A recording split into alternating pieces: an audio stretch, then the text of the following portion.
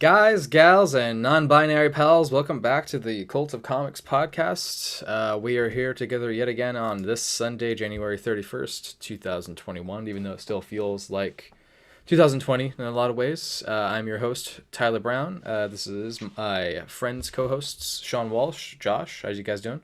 Hello. Hey. How you guys doing? Right. Good. Doing all right. So, Alive. Good. Yeah. The end of 2020, month 13. Yep. Even if there wasn't the pandemic going on, it's wet and icy out there. So, still not Wet and leaving the house. nasty?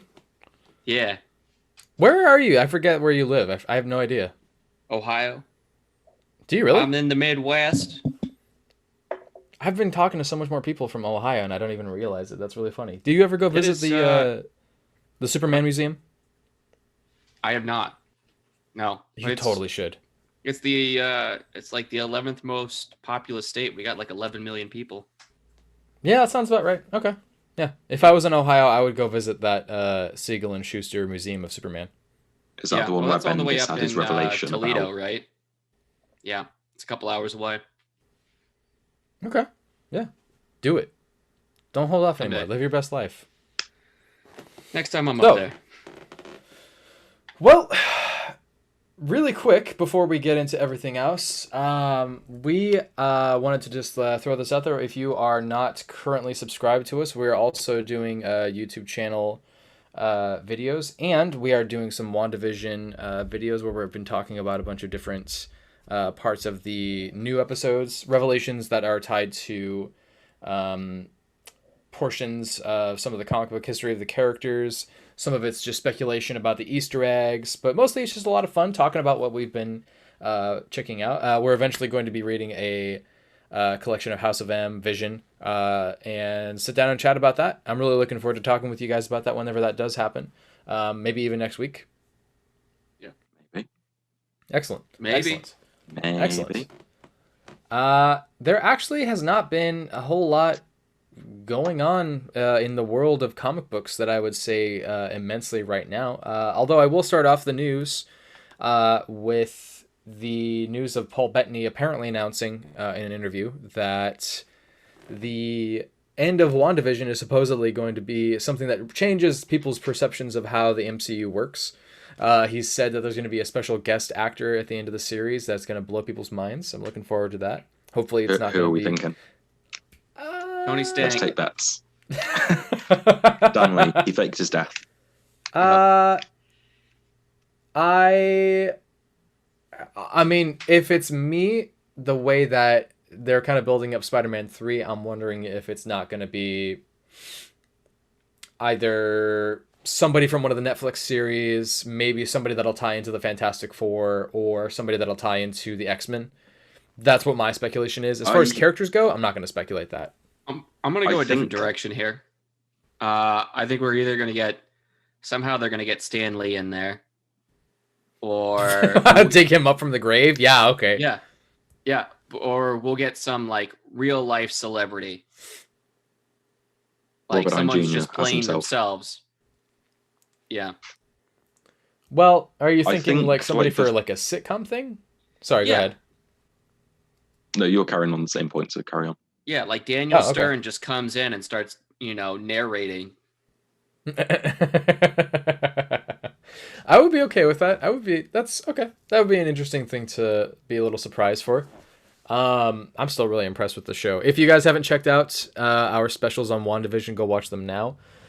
We've been making some new discoveries. We're going to be posting one here either tonight, tomorrow, or the day after, depending on what everyone's schedules are going to be like. But for right now, I'm going to say probably push that out until tomorrow or the day after. Moving along, there has been some news from 5 days ago that Bendis' contract, Brian Michael Bendis, that is, contract at DC has officially BMB. ended. Sean is like excited about this because he thinks that means no more Bendis at DC, but that's not necessarily true. But It he's just taken means over that his Justice contract League, is it's dead. just Yeah, that's what I'm saying. He's okay. go back With to the Marvel. whole Hack. Justice, fuck off. No, I'm not a big hater of him. I'm just like he has done No, some good shut stuff. up. You're so fucking. I hate you. Yes, you are. Batman Universe was very good. Naomi was It very was good. very good. Yeah. It was very good. I think all my complaints about him have been valid about like his recent work, which has not been particularly great. I think his short run stuff feels like a fizzled out firecracker. Starts out like, oh, where's this gonna go, and then it doesn't necessarily go where you want it to. Soups and Action It's always both disappointing. fizzled out after like 10 issues, and then he did Event Leviathan, which was.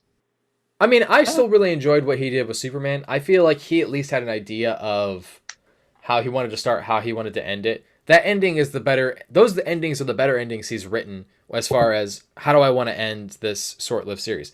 I feel like he's learning from Event Leviathan was just characters going around saying, "Oh, Lois Lane's Leviathan.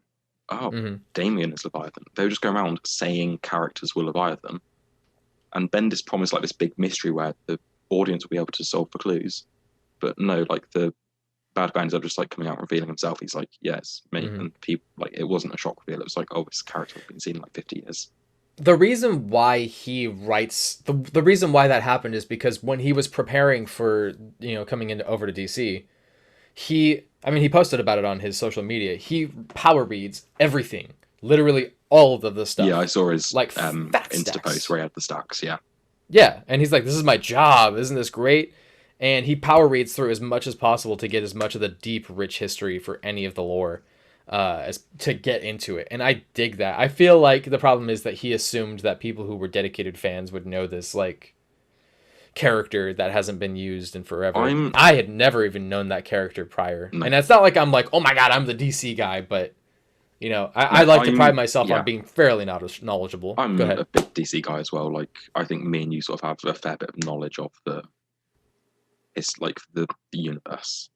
And I got some good knowledge there. Yeah, you got some Dan Jurgens and Superman. Now. Yeah, I got some like 80s and 90s. Have you ever heard of Mark Shaw? Who? Manhunter. Manhunter. The Martian Manhunter? No. No? Jeff Johns? Yeah, it was just... No, it was a weird choice. I think that I personally liked it, but I also agree with the argument or the statement that it's for him to say that anyone could. Each issue was them going around pointing at different characters saying, "You're Leviathan." They went to Red Hood and they were like, "You're wearing the same kind of mask. You're Leviathan," and they just had like a fight that issue and like. It wasn't. I didn't mind it. I didn't mind the conflict because it felt human. It felt like there was a struggle because if we were all as confused, here's the thing: Bendis also trolls. He knowingly trolls, and he's like, "Haha, gotcha, bitches," all the time. I think that's funny. He's always doing that, and it pisses people off who take this stuff way too seriously. And I think that shit's hilarious. His troll this time was like, "Joke's on you! I made you think I was going to tell a good story with a good mystery." And no, you're such a piece of shit. I got you. Did it fix the DC universe? No, I wouldn't say that it fixed it, but I definitely think that I enjoyed it. I am going to continue reading the Leviathan storylines because I want to see where it goes. But I'm kind of sad that they kind of pushed everything back for the potential 5G now Future State scenario. But I'm really enjoying Future State. His exclusive contract ending means he can go work at Marvel now or on licensed properties. Because the exclusive contract meant he couldn't work on other licensed properties. Can only do it. Yes, absolutely. Jeff Lemire talks about this all the time when he is, doing a contract for Marvel for a short stint. He did Extraordinary X-Men, which, by the way, was not bad. And I'm really upset that didn't carry on more. That was great. The exclusivity contracts really just means if you're going to do it here. Well, it's as far as the contract goes, what that means is you get this set amount of money for annually as your payment, and as long as you're within the confines, you only do it with us, you'll continue to get this payment annually. He's been there for 5 years, at this point. Bendis. Yeah.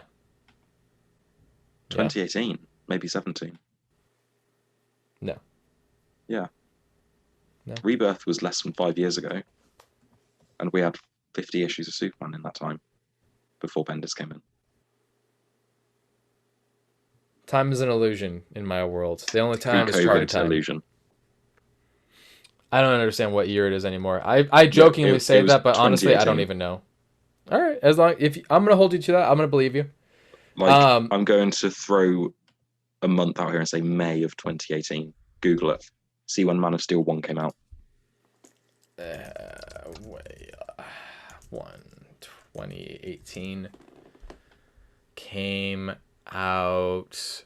Bendis with 18. Yes, you're correct. What month? Yes. What month? I think it was Oh, May 30th. I was bang on the You're money. such a piece of shit. Fuck you. I hate you for knowing things. I hate you. So 2.5 years, not 5 years. Yeah. You were close. Yeah. It's only been 2.5 years. That's weird. It feels like longer. But yeah, and it's apparently it was DC who ended it, not him. What? Yeah, so DC terminated his contract. No. That's what the articles said. Wait, who posted that article? One might have been Bleeding Cool. Okay, well, fuck Bleeding Cool, first off. Yeah. Here's the thing. Anybody who trusts Bleeding Cool and Bounding Into Comics can get fucked because those two sites are trash. Trash.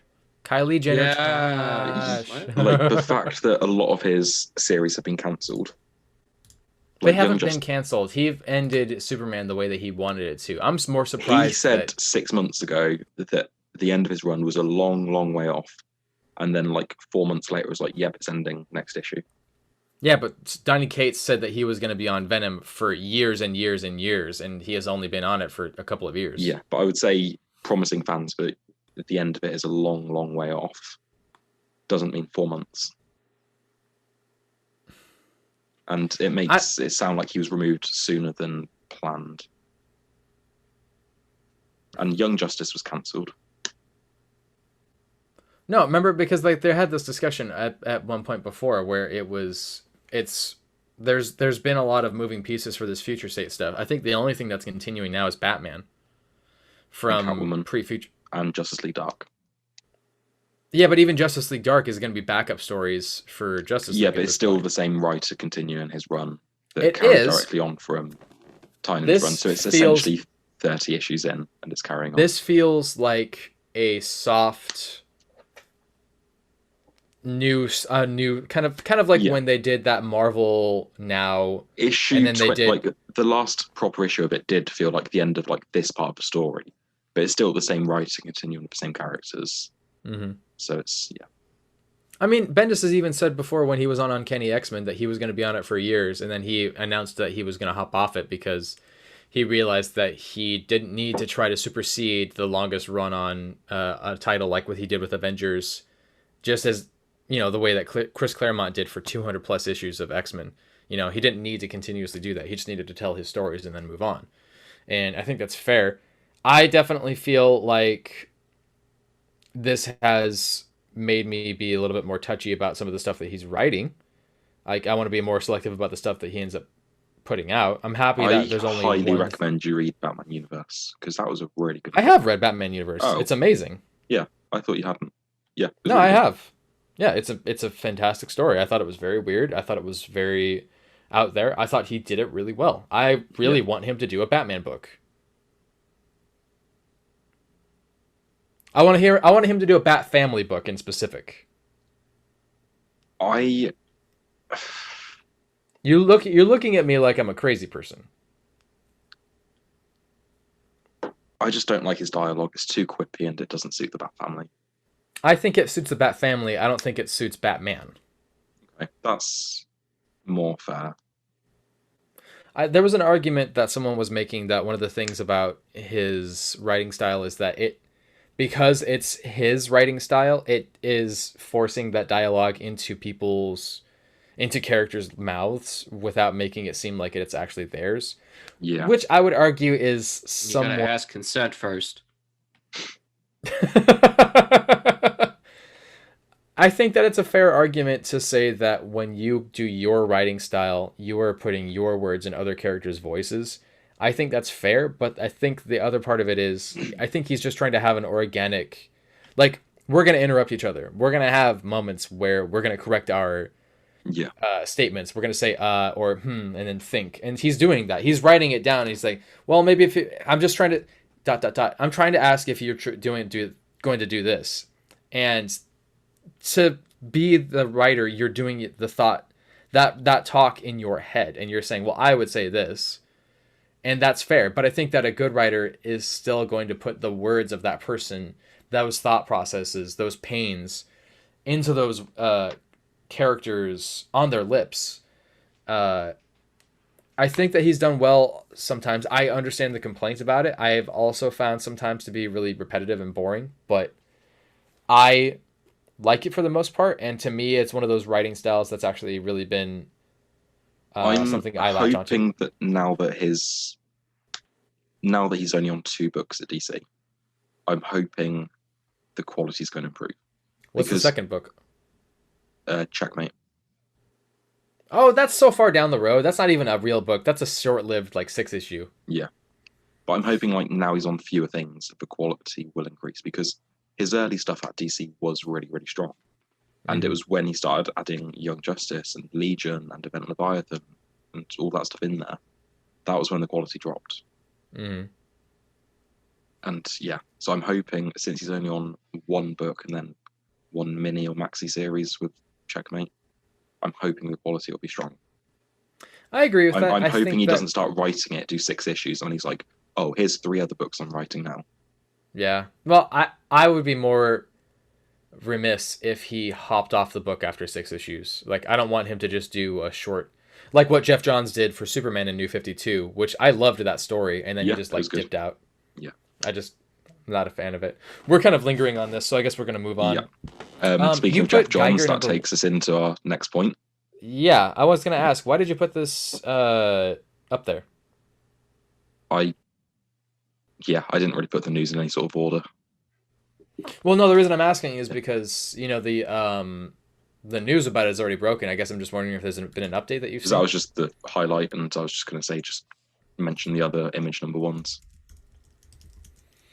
We've already mentioned some of them previously, so I don't know what new series are. But yeah, Geiger number 1 by Jeff Johns and Gary Frank. It's still coming out April 7th. Yep. So that's something I'm very excited for. It's the first non-DC work in decades. God, I love that. All right. If you go to the website, you can see some name him Joe Glow. Others call him the Meltdown Man, but his name is Geiger. I love that. Yeah.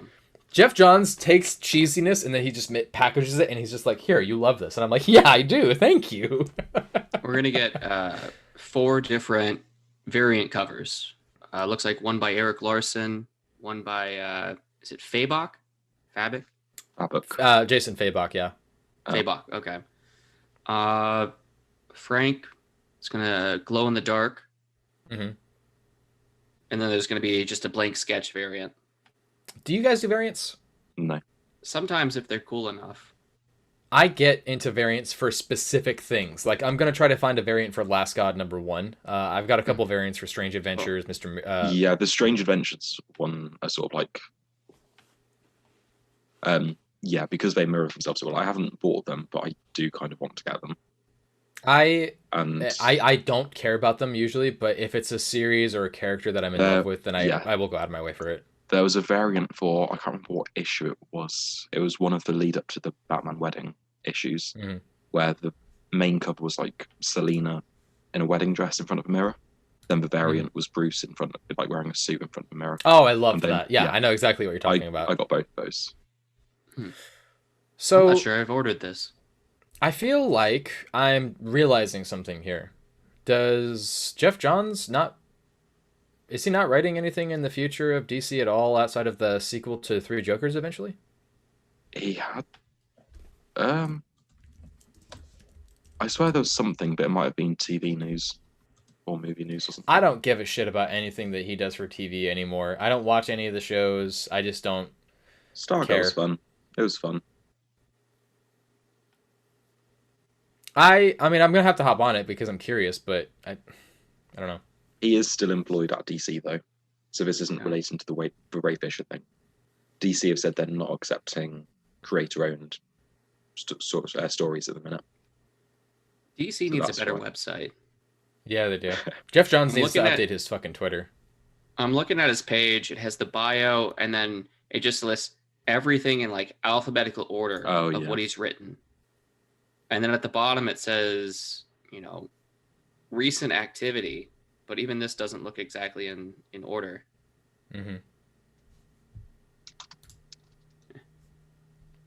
My question is, why did... You know what? No, I'm not going to go into that. Anyways, then we've got the news that Josh Williamson has confirmed DC's Doomsday Clock influence will be felt across the DCU during Infinite Frontier, which I'm assuming is something to do with the fact that he's one of the writers for the Infinite Frontier one-shot miniseries, or one-shot issue coming out. He's sort of spearheading it, apparently. Okay. He did a really good job on Justice League for the stuff that he did right for that whole period of his Flash run when editorial wasn't screwing him over was good. Yeah. It was very I really enjoyed it. I'm curious. I wonder what Josh Williamson's writing of the non-binary Flash character would have been like if Williamson had the opportunity to draw them or write them. Williamson did write the non-binary one in Justice League Future State. What I mean is like in an ongoing series. Oh, yeah. Well, he might be. Maybe. It would have been interesting. That non-binary Flash story apparently is going to continue in some form. We don't know what that means yet. Yeah, Where did you hear about this news? I can't remember where it was. I saw it on Reddit, but Josh Williamson has confirmed it. Okay. Interesting. Do you know how Future State is going to tie into this? No. To the Infinite Frontier? Yeah. Are they going to? As far as I'm aware, it looks like DCU, the DC Universe thing, Infinite Universe, Infinite Frontier is going to be a one-shot that is developed from the Shattered Generations, and is tied into. I'm taking a wild guess. Go ahead. Is this tying into Generations? As far as I'm aware, I thought the Infinite Frontier was tied into Generations. Am I wrong? I don't think so. Okay. It needs to then, because I'll tell you this right now, it doesn't make any sense to be putting out Shattered Generations, just Generations in general, and then also Future State, and then also Infinite Frontier. That's 3 different fucking, like, big universe things going on. Makes no sense. Imagine if they did 52 and then Infinite Crisis, and then Crisis on Infinite Earths all at the same time. Or not Crisis on Infinite Earths, like Flashpoint or something. All at the same time. No, I agree. But I think because a lot of the creators from Future State are moving on to the Infinite Frontier, I think that it's sort of a potential future, and like, I don't know. We're all just guessing at this point. Yeah, we are. I mean, there's no, I don't know, confirmation, I suppose. So like the conclusion of Future State's supposed to go into Infinite Frontier, right? Possibly. Well, no, because Future State's taking place in the future, and then like everything else is present day. Yeah. And then it's present state. Yeah. Future State is going to go directly into Future's End, and then Future's End will finally make sense.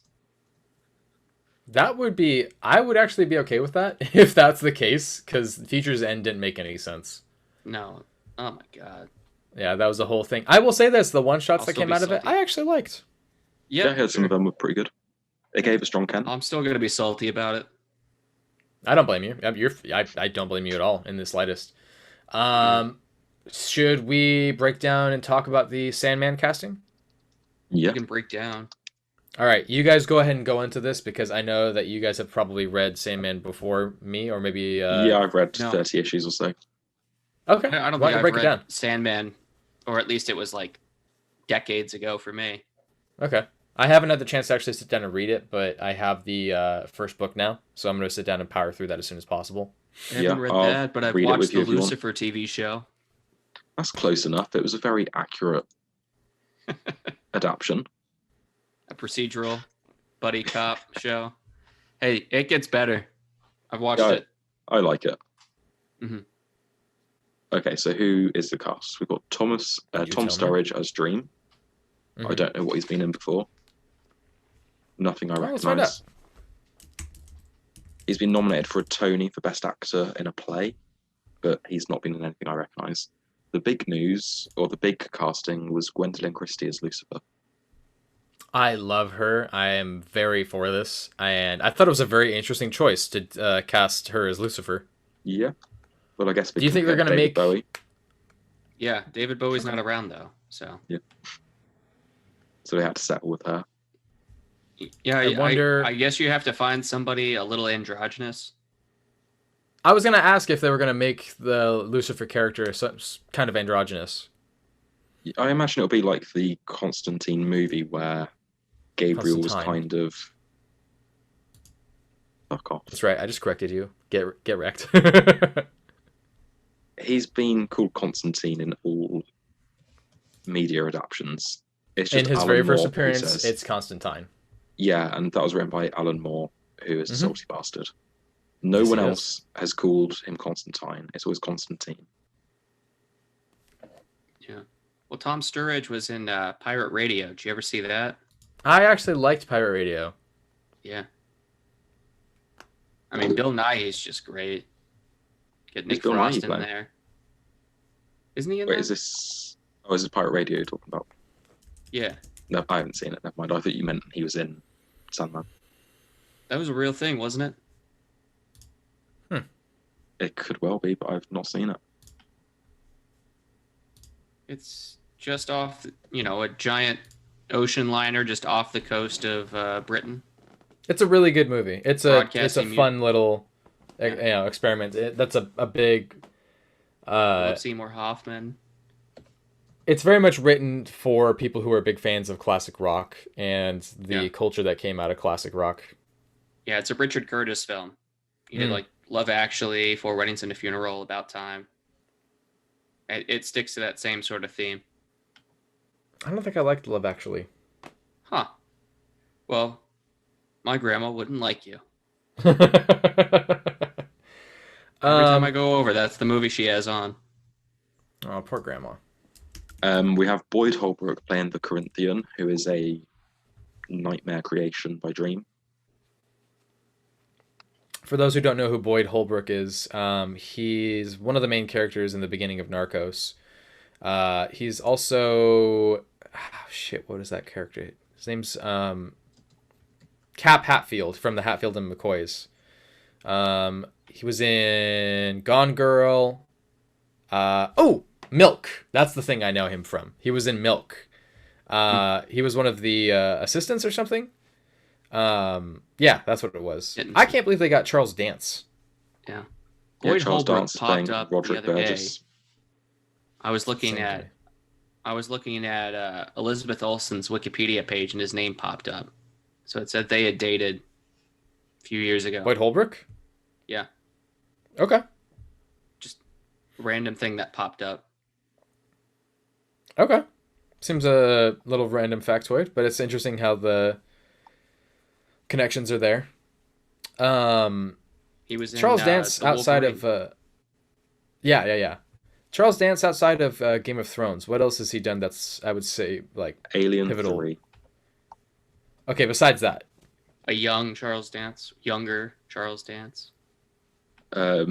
was in The Crown. Yeah, he is in The Crown. Okay. The Imitation Game. Okay. Do you know he was in The Sandman? Fuck you. Oh my god, they did that shitty Underworld Blood Wars. Oh my god. I never actually ended up watching that one because I heard it was fucking trash. Like most of them are, but god. We've got Sanjeev Dance. Bhaskar playing Cain and Asim Chowdhury as Abel. Mm-hmm.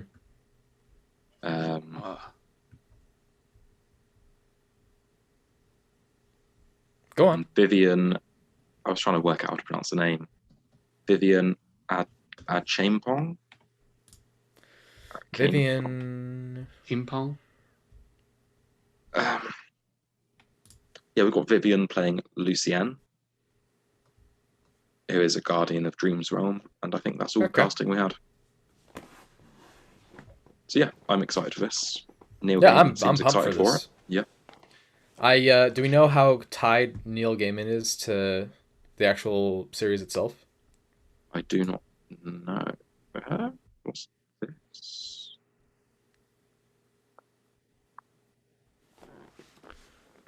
I think her name is pronounced Ashiampong. Yes, because I think that's a French influenced name. And just a little bit of big casting. Well, it's not like casting news, but a character news. Constantine is going to be in this show, and they haven't announced a casting yet. But Neil Gaiman's If they don't confirmed do he the is going to guy, be in the show. huh? Gaiman's confirmed he's going to be in the show. Oh, good. Well, I'm gonna tell you this right now. If they don't get that one dude from the CW series that didn't live very long, I want him to play that character all the time. He should play the character. Oh, he's perfect. he's back. He went into he Legends. joined the Legends. Yeah, That guy is born to play that character. yeah, he is Yeah. perfect. Is that Matt Ryan? Yeah, Matt Ryan, man. You may know him from Assassin's Creed Black Flag. Oh he played Edward no! Yeah. I have terrible news. Kenny. Bendis left his league. No, David Goyer is helping write the series Sandman. David S. Goyer. It sounds. He's Dave Shitberg, is what he is. Fuck it, I hate this Dave guy, Shitberg dude. Goyer? Never knew. This guy is not a good writer. Why do they keep hiring him for fucking? But he won a Saturn Award for Best Writing for Batman Begins. He can get fucked. The only reason why those Batman films were good was because of the cinematography and the direction. That's it. Not because of that writing. Yeah, He did the Blade trilogy, the Christopher Nolan's Dark Knight trilogy, Man of Steel. David S. Goyer wrote and directed the last Blade film, the third one. That's why Blade it sucks Trinity. so bad. Yeah, dude. I hate that they keep hiring this dude. They keep put him on every, like, literally name any comic book film that isn't the MCU, and he's in it, and I hate it. Oh, he did Terminator Dark Fate. That movie was not good. Oh, I liked it. It was just okay. Whatever. It was the least bad of the sequels. If we're looking at the, I mean, okay, what are you considering the sequels? Because I would say it was the least bad Terminator 3, including the least bad Terminator 3. Okay, I'll accept that. including Genesis and Salvation. Take it was the least bad third movie. Okay, yeah, that's fine. Okay, Do you know who he wrote? Yeah. Nick Fury, Agent of S.H.I.E.L.D. the original one with with David Hasselhoff. That's fucking awesome. I love that. That's fantastic. Just because it's such a shitty film, that just justifies everything about it more. Man, that's great. Okay. In other movie news, Morbius has been delayed again. Delay it even more. It hasn't been delayed enough. Push it back further. Yeah, just who cares? Just throw it on DVD. 2031.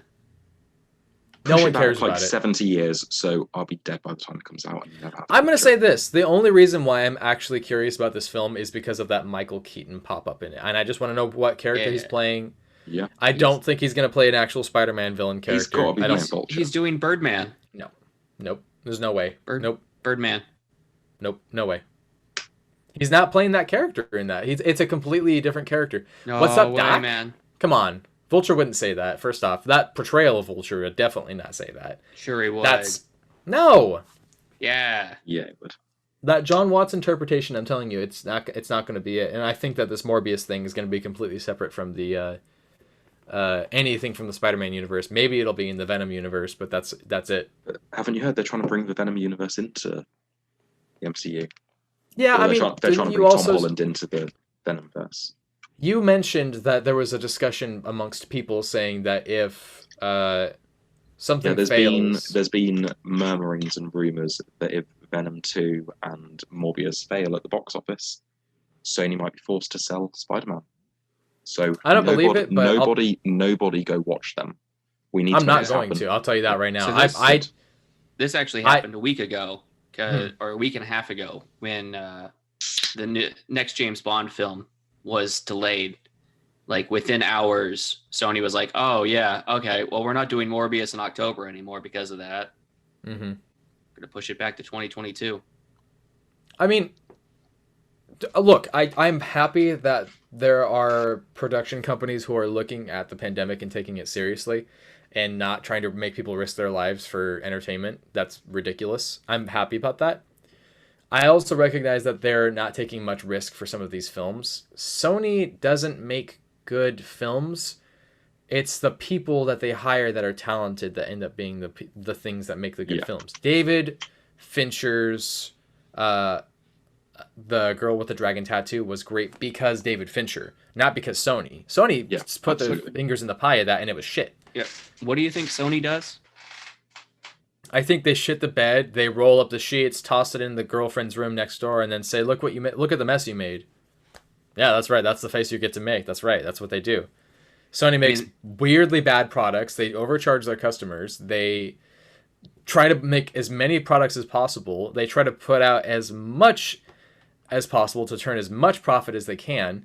And they're fucking greedy. And I don't like the fact that they are unwilling to sell Spider-Man. I recognize the reason why. I recognize that the purpose of their holding onto the character is because of profit. Of course it is. Spider-Man's $1 billion industry alone. Just the name Spider-Man is $1 billion industry. He only earned $1 billion because it was in the MCU.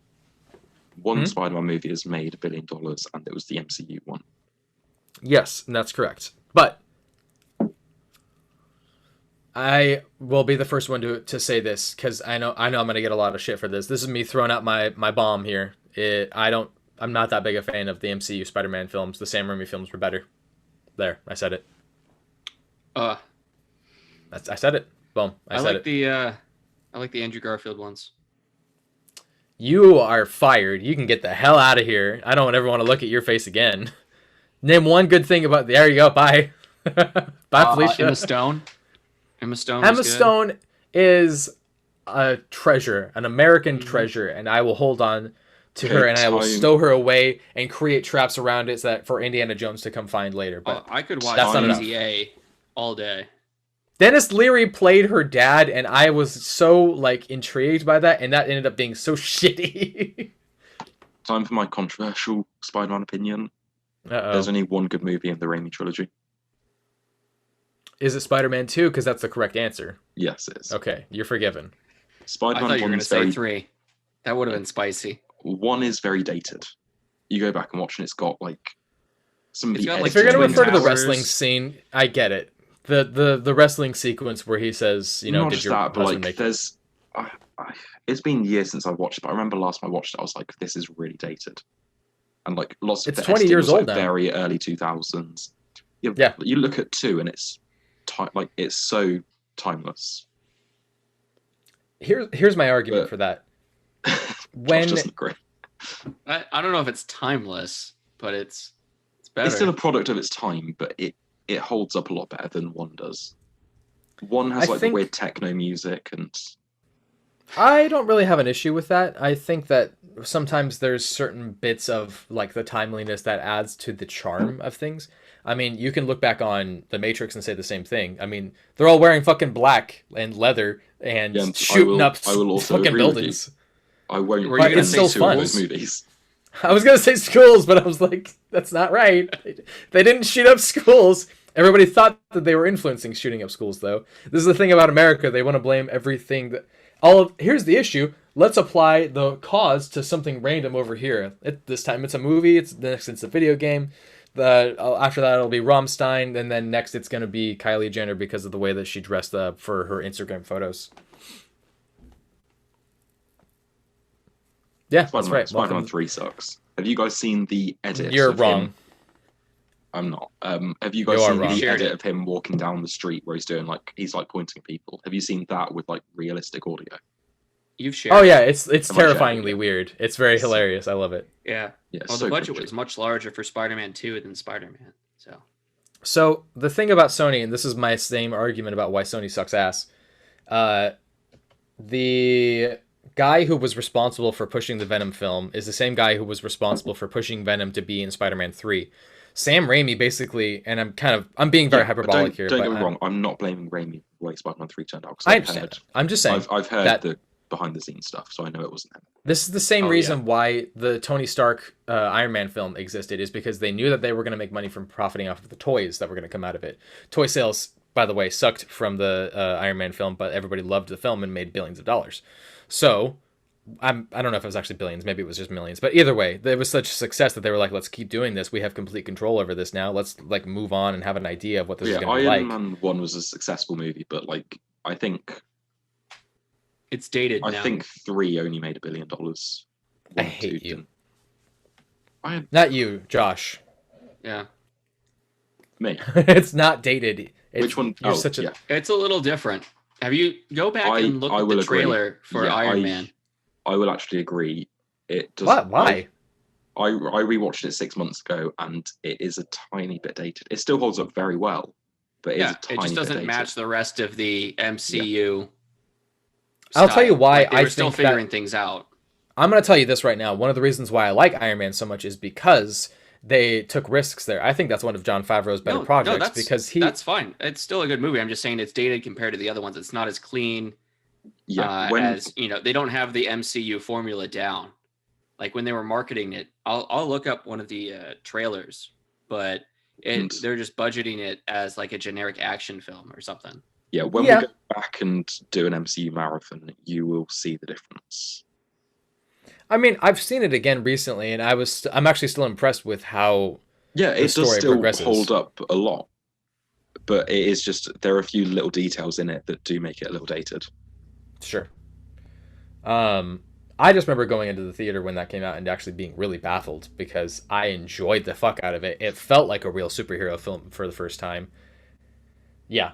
So the guy, I think his name is David Aja or Bob Iger. Something like. No, that's the head of.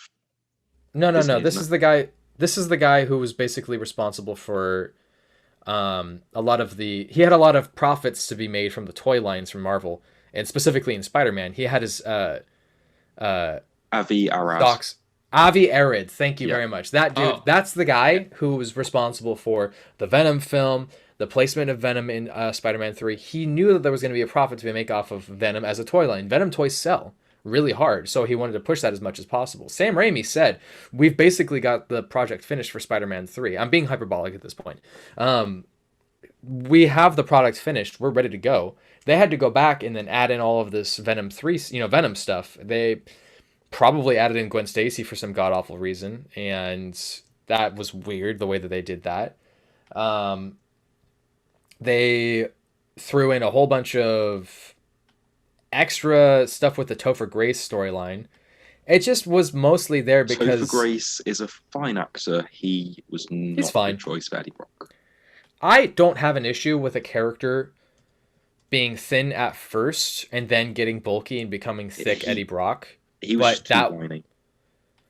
That it didn't feel like Eddie Brock. No. That felt like...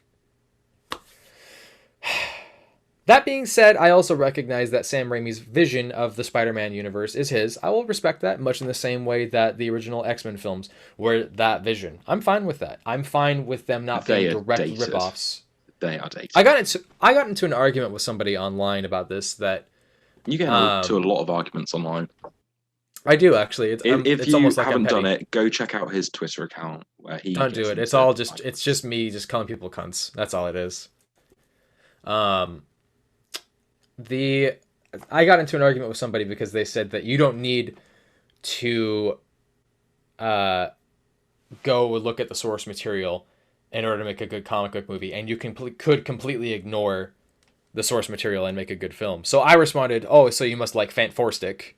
And they're like, "You have a smooth brain opinion on comic book movies." And I'm like, just don't use the word ignore source material. Like, if you're going to say that... Like, if you want to say have their own take on it, that's different from saying ignore the source material. You tagged me in this and dragged me into the argument. That didn't go on very long. It might not have been that one. There was one where someone was saying ignore the source material, and you tagged me in it and dragged me into it. I might have dragged you into it, but I don't think that fight went on for very long. Maybe not. My argument was Sin City, I feel like, is a really good comic book film that really is recognizing the source material, recognizing the way that it looks visually, and does an amazing job with it. Oh no, I remember. Okay, he's gone. Actually, I was wrong. I remember him. I remember his argument with. Yeah, I remember your ignoring the source material comments, and I don't think I was dragged into that one But you did drag me into one where you were just calling a guy like an incel and stuff. Oh yeah, I do that all the time. Yeah. Well, no, that was the guy from. I think it was because he was trying to insinuate that that lady was being racist. Remember from Star Wars or something? Maybe, I don't remember. It doesn't really matter. Anyways, yeah. yeah, I'm not really that excited about the Morbius film. I don't really see what the purpose of this is. It feels like it's going to be another 2000s film. They have the rights to it. Jared Leto was open. I like Jared Leto as an actor, not a person. I like 30 Seconds to Mars. 30 Seconds to Mars is a pretty decent band. Yeah, I feel like they're decent. They're yeah. You know, those first two records are good. Everything else is kind of like eh. There's still some good stuff in there. I don't know what the last one I listened to was. Apparently he has a cult now. I forget the order. Yeah, he's got like an island where people can pay to like go have orgies with him and stuff. Is that real, or is that just what people are saying on Reddit? I think it's real. Because they say the same kind of weird shit about... I mean, this sounds like Pizzagate, where they're like, Hillary Clinton eats babies under the pizza parlor over No, this is part of the cult thing. Let's have a look. Like, I know that he has like a following of people. I'm sure he could have his own cult. That man is 55 years old, and he does not look 55 years old. He looks like my age, or like even Sean's age. He's 55 fucking years old. It baffles me. Like, really? 40. He's maybe. 49. Oh, so he's 50. Okay. Oh, he's 49. Wait, he's 50, so he started a band when he was like 30? Yeah, dude. It gives me hope. Yeah, he started his career with television appearances in the early 90s and went from there. Yep. Yeah. No, you remember he was in No. Fight Club. Oh, yeah. He was. And American Psycho. Yep. And whatever that... Requiem for a Dream. Something about being locked in a vault, like he was a robber. Oh, yeah. What was that movie? Something safe. Yeah. Well, anyways, I don't know. And also I guess the reason... his best role, which we should probably shout out, was Joker in Suicide Squad. How did he not win an Oscar?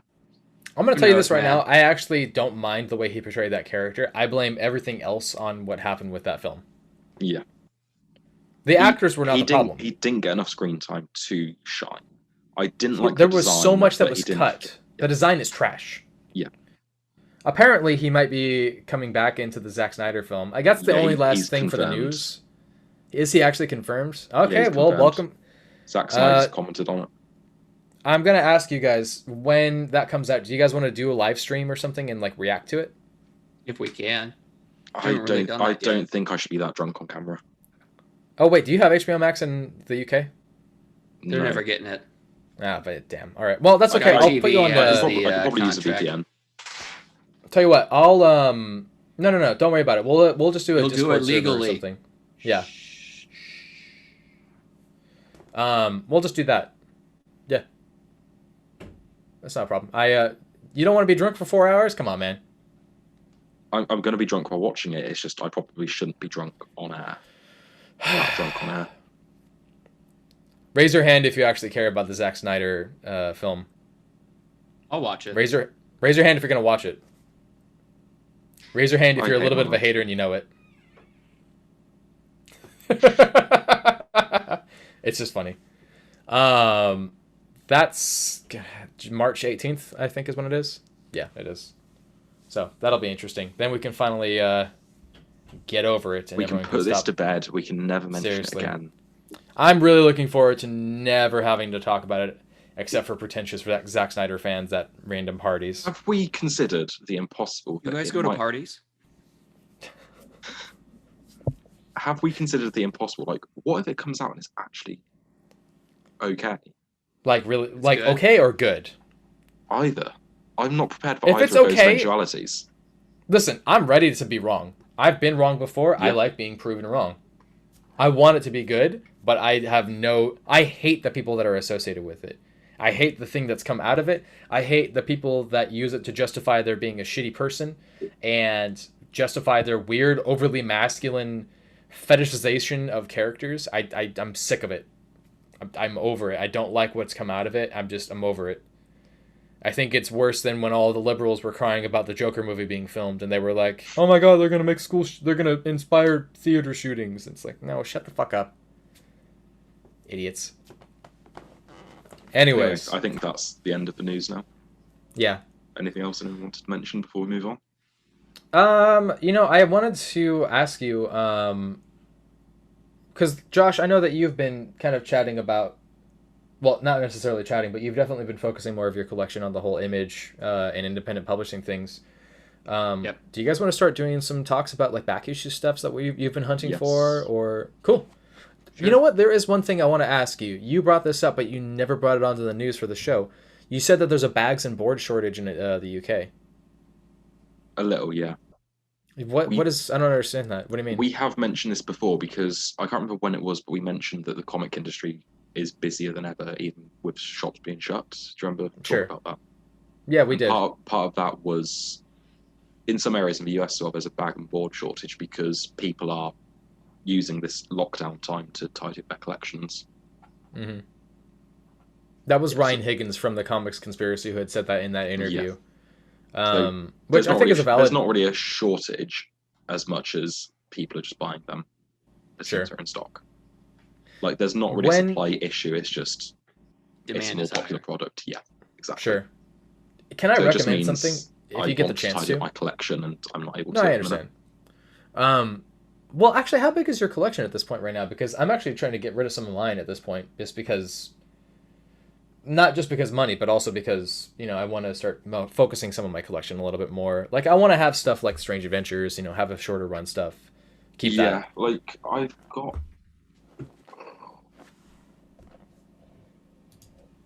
8 regular boxes. Okay. Yeah, the short ones. They hold about 200 issues, I think they said on the description. I'm really not joking. I know that they can seem a little pricey to people, but I really, really love the BCW plastic bins. I The looked collection again, stacks but really well. It's Yeah, really they- nice. I You can't would really get get them those in if the they UK. weren't that expensive. They're only like $20 with the discount on like Amazon, I think. And honestly, I think it's worth it. Because okay, so your little backstory from I looked at getting them. We can get the long ones in the UK, but the Yeah. short ones are a little rarer. Amazon. So I'd probably have, but not in the UK. There's no Amazon in the UK. Daddy There Bezos is, but doesn't they've shop for only you. got. Let me have a look. I had a look at them the other day, and Praise Daddy Bezos. I could get the long ones on eBay for like $25. Mm. But the short ones have to be imported, which means paying a fuckload in shipping. Okay. Well, if you do get the chance to, so I was going to say this. I have a little bit of a backstory about myself. Back in 1998, my house burnt down, and we lost almost everything to the point where we had to start anew for like just basic scratch stuff. We had the clothes on our back. We had our cars, thank God. Our dogs somehow made it out alive. I don't know how that happened. Absolutely none of my mom's old school first printing records survived. She had some like Beatles, Led Zeppelin. I mean, great stuff. The majority of our items did not make it out, and I didn't really start doing a collection back then, but I do remember having a couple issues of Young Justice with the first series, with Kid Flash, or was Peter it David. Impulse? Was it Peter David with I think so. I like that artist. I forget what his name is right now. He's doing a lot of stuff right now. He did a variant for a King in Black cover, I think. Either way, the early stuff that I really had in my like air quotes collection was like Young Justice, some Justice League stuff with Kyle Rayner. So it was the Grant Morrison run, the early Avengers Wrecking Crew appearances. So nothing like insane, but I just remember having those, and then so much stuff was lost that I get paranoid now when it comes to my collection being taken care of. So the idea of my stuff being backed and boarded is important, but then I also want them to be in these bins in case of a flood. If there's a fire, I'm screwed, but I'm also going to get insurance on all this stuff. Apparently, there's this company called Beckett's Grading that does insurance on all their stuff. I was going to go through my insurance company to do so, but I've just decided that that's just not going to be... They wouldn't cover the whole thing. I looked into it. I could have, $7,000 worth of stuff in my collection, but unless it's reflected in the market value in some sort of format. So in this case, the Overstreet comic book guide, they're not going to be able to cover the full thing. So I'm just not going to do that. I'm going to do Beckett grading eventually. I also started getting top loaders. It is pretty time consuming. It is, but I mean, it's not like I want to have a whole lot of crazy amount of stuff in my collection. Like even the books that I have, I feel like is too much for me to own. But now that I'm focusing down more on my collection for my singles, I want it to be more finite, limited stuff that has a more focus. Like I had a huge X-Men collection that I started selling off entirely. I made $1,000+ off of my X-Men collection. I've got a load of like the Rebirth stuff I collected early on, and I'm just gonna try and sell it, or maybe just give it to my shop and say, "Do you want this?" Well, some of them I get. Like if you have your favorite characters that you want to keep. Like mine's gonna be probably Batman and Green Lantern, but I'm probably gonna sell off a lot of my Batman stuff. Honestly, I have a collection from 400 onwards, and I've just not expanded on the earlier stuff. I just don't really. It's my own decision making in the forefront of my mind has shown me which is my priorities, and that's going to be like my Spider-Man collection. The idea of collecting sounds fun. You're like, oh, I can get all these old issues, and then you're sort of like, you reach a point where you're like, I've now got like 400 of these. And like, what do I do with them? I don't really mind it, actually. I mean, I spent a good amount of money on my Spider-Mans, and I like that I have them, and I actually enjoy hunting them down. But honestly, at that point, I mean, that's one of the only ones that I'm focusing on for my old stuff. I don't think that's an issue. I'm selling off my Avengers stuff. I'm probably going to sell off my Batmans. I'm going to keep my Green Lanterns, obviously. I mean, I got the fucking tattoo, so... I've just got... What's that? And your lamp. The little thing that I got on the wall. Yeah. I actually got to get the wiring on that replaced because for some reason it keeps, like, sparking. I don't know why. It's scary. That sounds safe. Maybe don't keep it in the same room as your comics. Yeah, right. I know I've got it unplugged almost entirely just in case. Okay. I don't want to risk it. With my books, like one of the best gifts I've ever received is from my girlfriend for the Sin City signed copy that I have from Frank Miller. But I still want to get the singles for that too. I think that like especially with conversations with Josh, I want to enjoy reading the new DC and Marvel stuff. Obviously, I want to come on here and talk about Future State. What's Sean Murphy doing with his new take on Batman? I wanted to have a conversation about Venom. I want to continue collecting Venom.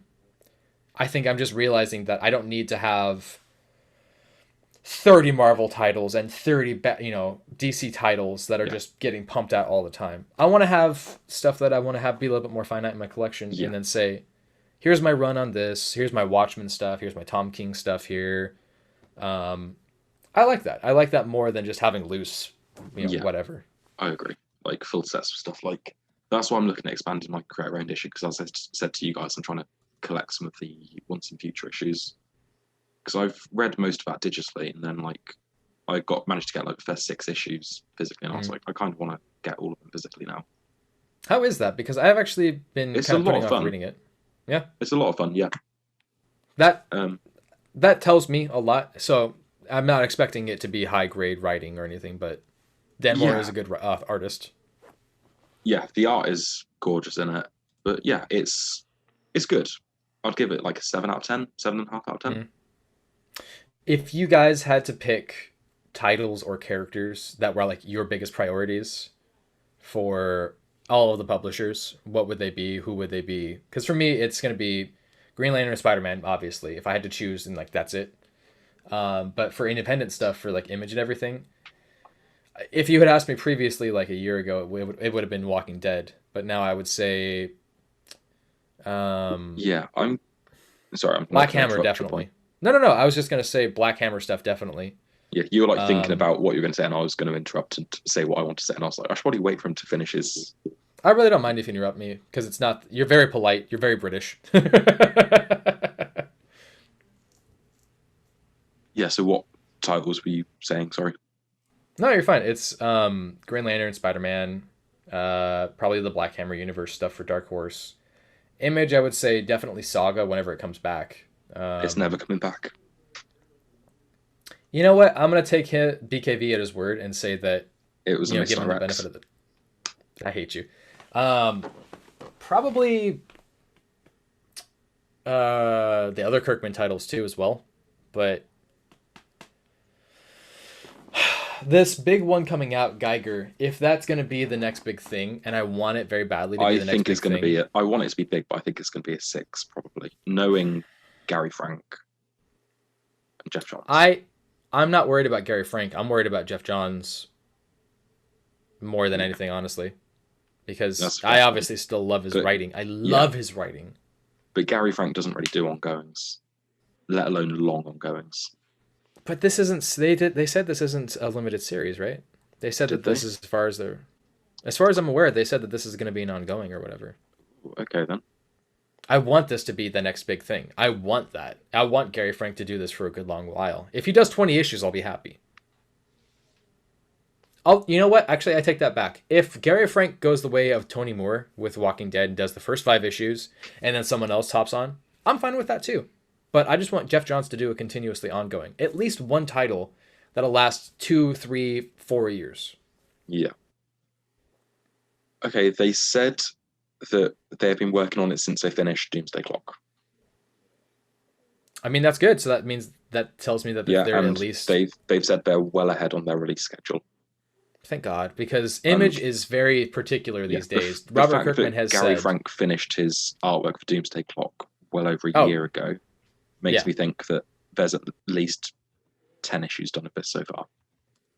I would agree with that. The thing is, Kirkman kind of learned this from himself, and since he's in charge as far as the creative, and he's said that scheduling things is a really big priority for him. I mean, when he was working on Oblivion Song, Josh, did you get the first issue of Oblivion Song when it came out? Like, it was like snuck out. Yes. Do you remember when he was talking about how, in the back of the book, that they wanted to have the first 12 issues ready to go when issue 1 came out and was published? They wanted everything ready, and I love that about Image. Image is ready. I think that's what they're doing with Saga. Maybe. I mean, that would be an interesting choice. They're going to have a good chunk ready to go. They've been working on it. Well, because you were the one who brought up that Fiona Staples kept running into delays, right? I don't think so. I don't think that was... Well, maybe I just read it, but I remember that there was a lot of talk about like why this was, and it was that Fiona Staples kept running into delays here and there, and sometimes it was maybe personal reasons. But you know what I look at it? I look at it like Meg White from the White Stripes. You know, she had really bad anxiety disorders that caused her to like cancel shows sometimes, and that happens. I respect that people have limitations. But to my original question for you two, the characters or titles that you think that you would prioritize than anything. I'd say I really like Batman. I'm probably going to keep collecting it because it will get high-profile writers. It's rare it's going to get someone like Scott Lobdell getting put on it as an ongoing. That's very true. That's very true. Like, it will get given the best talent consistently. So I always can sort of trust it's going to be a good book. The rest of the characters I can sort of weave in and out of. Like, I like Superman, but if I'm not enjoying it, I'm not going to keep reading it out of habit. Yeah. So those sort of titles, and Wonder Woman, like I dropped, I pick it up. Flash, I drop, pick it up. So they aren't characters I'm going to stick with throughout everything. And there's been a lot of creator-owned stuff this last year that I've been getting into, because before the sort of last year and a half, I wasn't really into creator-owned stuff very much. And I think this year, like, Boom, stuff being put out by Boom has been blowing me away. Like, Something's Killing the Children is great. Wind was great. We Only Find Them When They're Dead. Really, really good. Trying to think what else they put out. They put out Claws by Grant Morrison, which is really good. Once and Future. There's plenty of older stuff that's pretty good too. Yeah, but Boom is just consistently putting out stuff I enjoy. So that's a company that I will check out number ones from them consistently. Yeah. They also do the Power Rangers books, but I'm not really a big Power Rangers guy, so I haven't really delved into that too much. But I have heard good things about them. Yeah, so I have heard good things, and like if it's on the list, they are one of the companies that does the TV and movies into comics. Yeah, they do some licensed properties. Do you remember when they did the Lone Ranger with Mark Russell? That was an interesting experience. I actually never checked that out, but I've heard great things about it. I was surprised to hear such good things about it. Well, Mark Russell is a great writer. Yeah, he really is. I want him to be on more stuff. It's a little frustrating on my end Well, because I want these people to be. on one hand, I don't want him on more stuff because I'd rather he works like a small project he's passionate about, then move on to something else. I mean, yeah, but I feel like when you get yourself out there more, it's gonna it gets your work in the eye of the audience, in the eye of the public, and that's important, you know. Because if you talk to the random Joe Schmo who's just getting into comics, they're probably not. Yeah, they're not going to talk about Mark Russell too much, unless you're like, I want to read something that's going to make me laugh. Yeah, but he's consistently great. Like he will publish a small amount of titles, but they get nominated for Eisners. They get a lot of critical acclaim. Yeah, just be like, they're not bestsellers, but they are very, very high quality. And I'd rather he continues that than sacrifice quality for sales.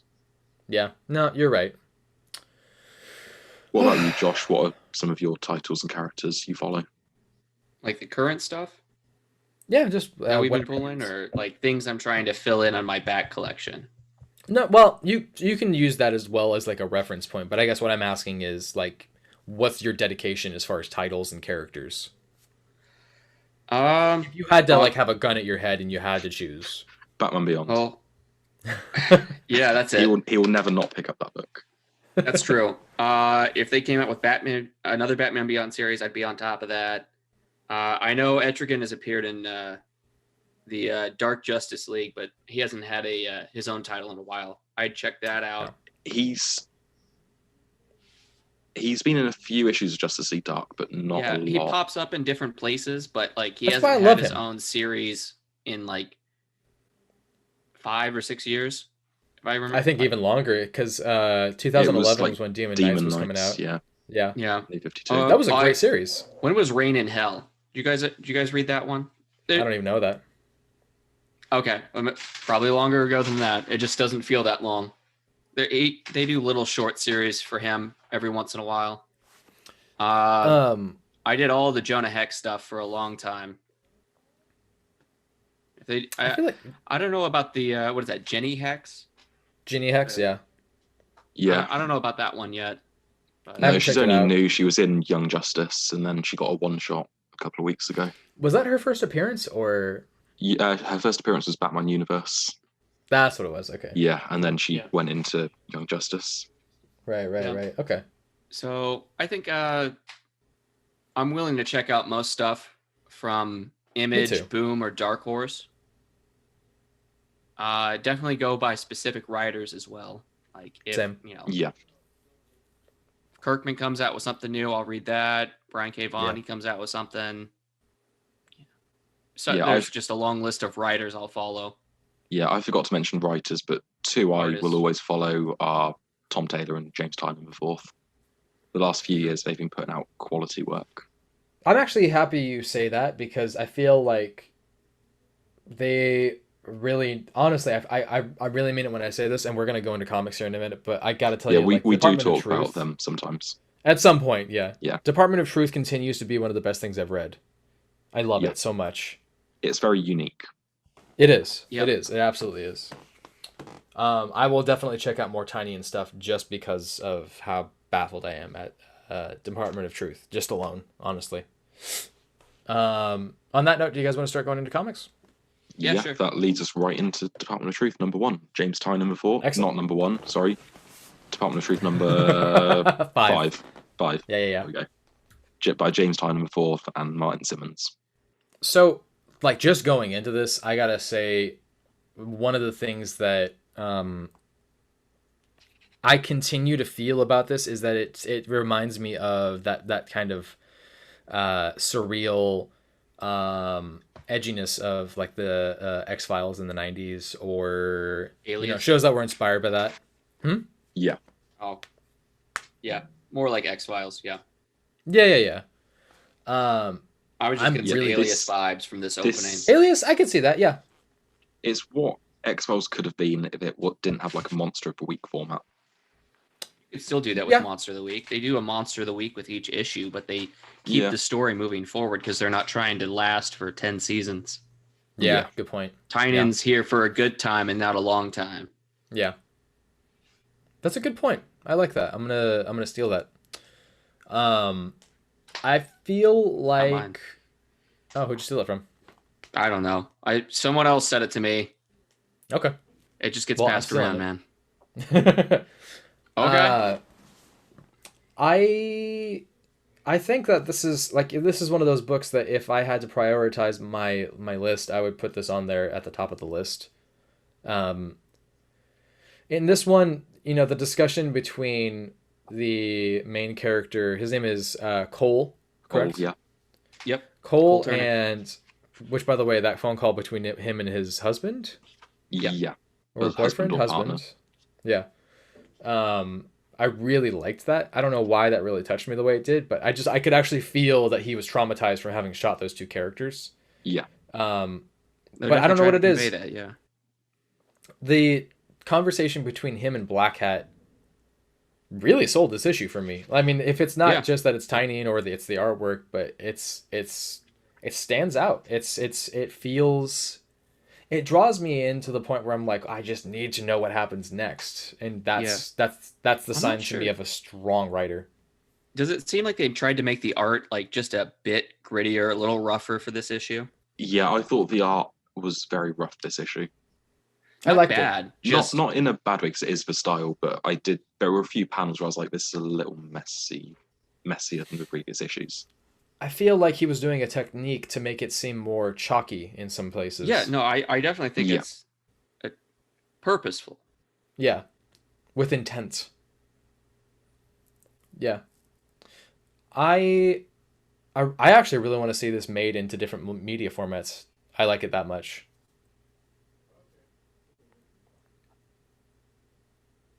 Did you guys pick up on the anti-Semitism in this issue? I don't think so. It was kind of hinted at by Black Hat. Maybe that's just me, but it kind of felt like he was insinuating that, certain types of people are in control of history.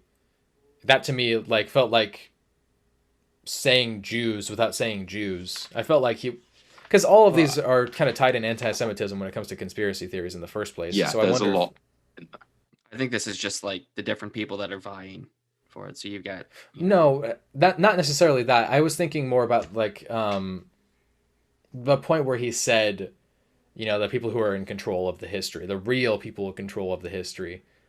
The symbols there, I felt I didn't really know what to think of that because there's a hammer and sickle. There's some strange crosses, an eye. Yeah, the crosses they look like Templar crosses.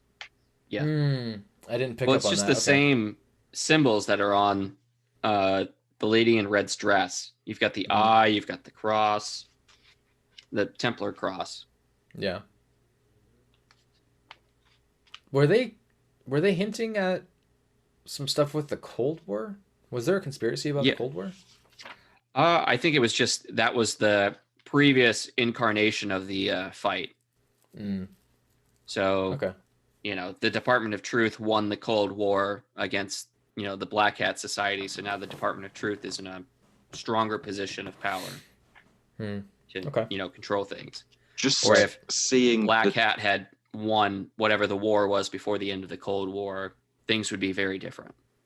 just seeing the Templar crosses and your sort of interpretation of like the Cold War being the previous battle, it reminds me a little bit of Assassin's Creed with the Templars versus the That Assassins. definitely is one of the first things that came to mind for me. Yeah, where they've taken many forms throughout the centuries, but there's always this ongoing battle between truth and Control. truth and control. It's interesting to see that there's always been some sort of a story. Or like free will and control. But it Yeah. seems like, Yeah. The Department of Truth is the one that's trying to control things. So they're the, Templars in this scenario. Yeah. Yeah, because has Cole been recruited by the bad guys? That is the Is there question gonna that be a Black twist? Cat is trying to convince him of. Yeah. Their methods are definitely not good guy methods. The thing Maybe about it's like this sort of moral ambiguity where neither side is really good. There's just the lesser evil. Yeah. I kind of like that because I feel like that's very much our a citizen's relationship with their country, right? Especially when it comes to their wrongdoings, and that can be any country, really, not just America. It could be Yeah. anywhere. I think the question just comes down to, absolute order or absolute chaos kind of thing. Like, which side do you want to be on? Right. You know what this like it actually gives me chills about is that I want to have conversation about this book and that's another reason why I love it so much. Like I want to like break it down and have a conversation with people about like the things that I've learned, what you've learned. This is a book where there is a lot of thinking. Like it does ask a lot of questions. It does make you think. Yeah, I definitely need to reread this again. Yeah, but as soon as we get like a first arc, I'm going to reread it. Is this not the end of the first arc? I think there's one more issue. I think 6 is the end of the arc. I can check real quick. Don't worry about it. I'm going to Google it really quick because I actually want to see about the trade. The next issue comes out next month, so I would assume they're going to do a break between arcs. Yeah, no, you're right. Okay. 1 to 5 is the first trade. Oh. It's all right. Oh. Yeah, they're just going to keep going. It's coming out February 24th for that first trade. Okay. Oh, I think they're doing like a mini arc because number 8 says new story arc. So unless 6 and 7 are like a mini arc. Did 6 and 7 have a different artist? Because I seem to remember seeing something in Solicits where it wasn't Simmonds. Interesting. It's still Simmonds on number 8. Simmonds on 6. Simmonds on 7. Okay. Simmonds on 8. Simmonds on 9. Simmonds on what the fuck? Sorry. Yeah. I'm sorry. No, I thought I remembered there being a fill-in artist, but I could be wrong. I could have seen the... No. Issue 6 has Elsa Charatia. Number 7 has guest artist Tyler Boss. Yeah, number 6 has guest artist Elsa Charatia. I'm sure I pronounced that perfectly. Yep, obviously. Yeah, you definitely it doesn't say anything about names. Number 8. It's just new arc. Simmonds is a really good artist. I'm really surprised. Is this his first? I feel like it takes a lot of extra work. Yeah, number 8 has kidding. Number 8 has Simmonds back on it. Yeah. Okay. Yeah, Simmonds just does the cover art for. He did a Joe Hill comic a few years ago or last year. Dying is Easy. Really? Yes, really. I've got to hop on that. You know what? That's another reason that I need to love DC so much is because they are publishing Hill House stuff. This wasn't Hill House. This is IDW. Really? Yeah. This is my impress place. Okay. Ooh. All right. Just while we mentioned Joe Hill, I'm just going to mention Stephen King has a second new book out this year that I'm very excited for. What's it called? Billy Summers, I want to say. Okay. I've actually... Oh, did you ever hop on The Stand, by the way? I wanted to read that with you. I did not, but I can start it if you would like me to. Yeah, I'm already 100 and some odd issues in, so it's a really fast read, actually. Issues? Sorry, pages. I've been so I don't remember reading... that being that many issues in the comic book series. I'm so deep in comics that I only refer to things as comics now. A one-page issue. I might just watch the series instead of reading it.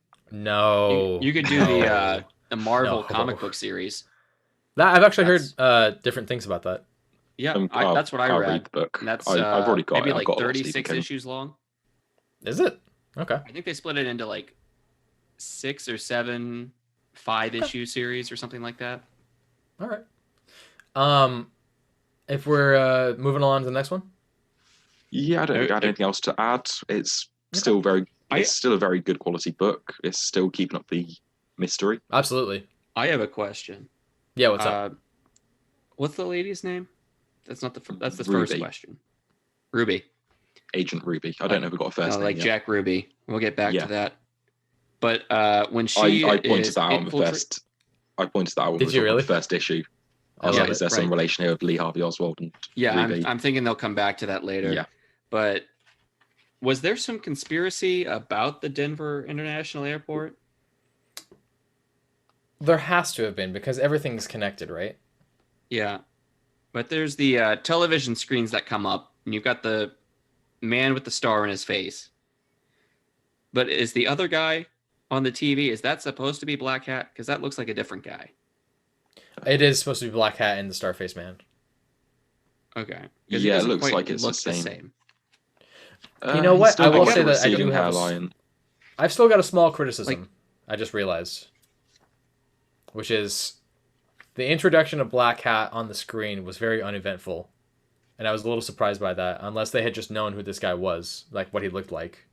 I don't know. No, because they couldn't have. Different. We do get a name for him, by the way. It is Martin. Martin Barker. What's up? The name of Black Hat. Black Hat guy's name is Martin Barker. Where does that come from? Oh, it's on the at the two-page spread right. with He the eyes in the introduces middle. himself. Yeah. Derp. Where do we find his name when he introduces himself? Right. Yeah, it does. He's just being polite. You know, Yeah, I forgot yeah. that was a thing that happened in there.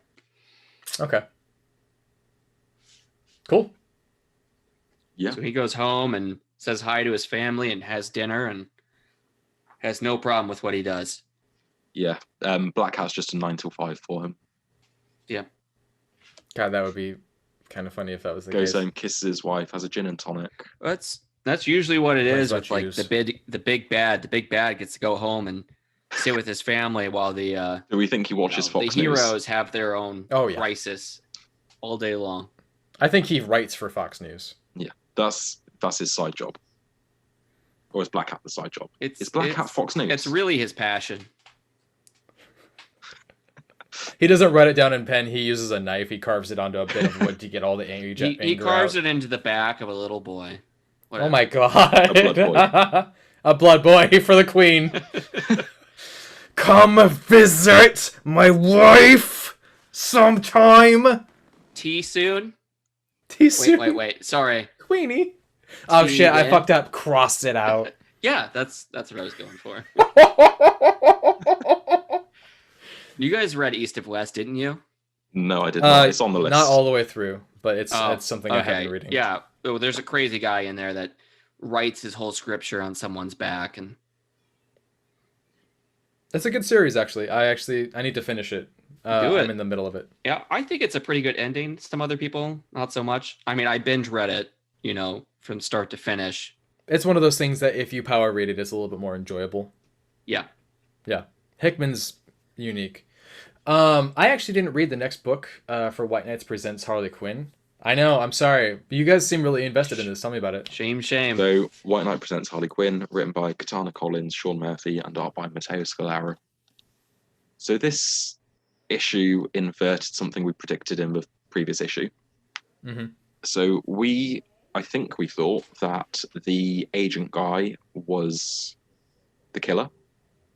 I don't remember the character's name. I had my suspicions that he might be Silver Spectre or whatever. Yeah.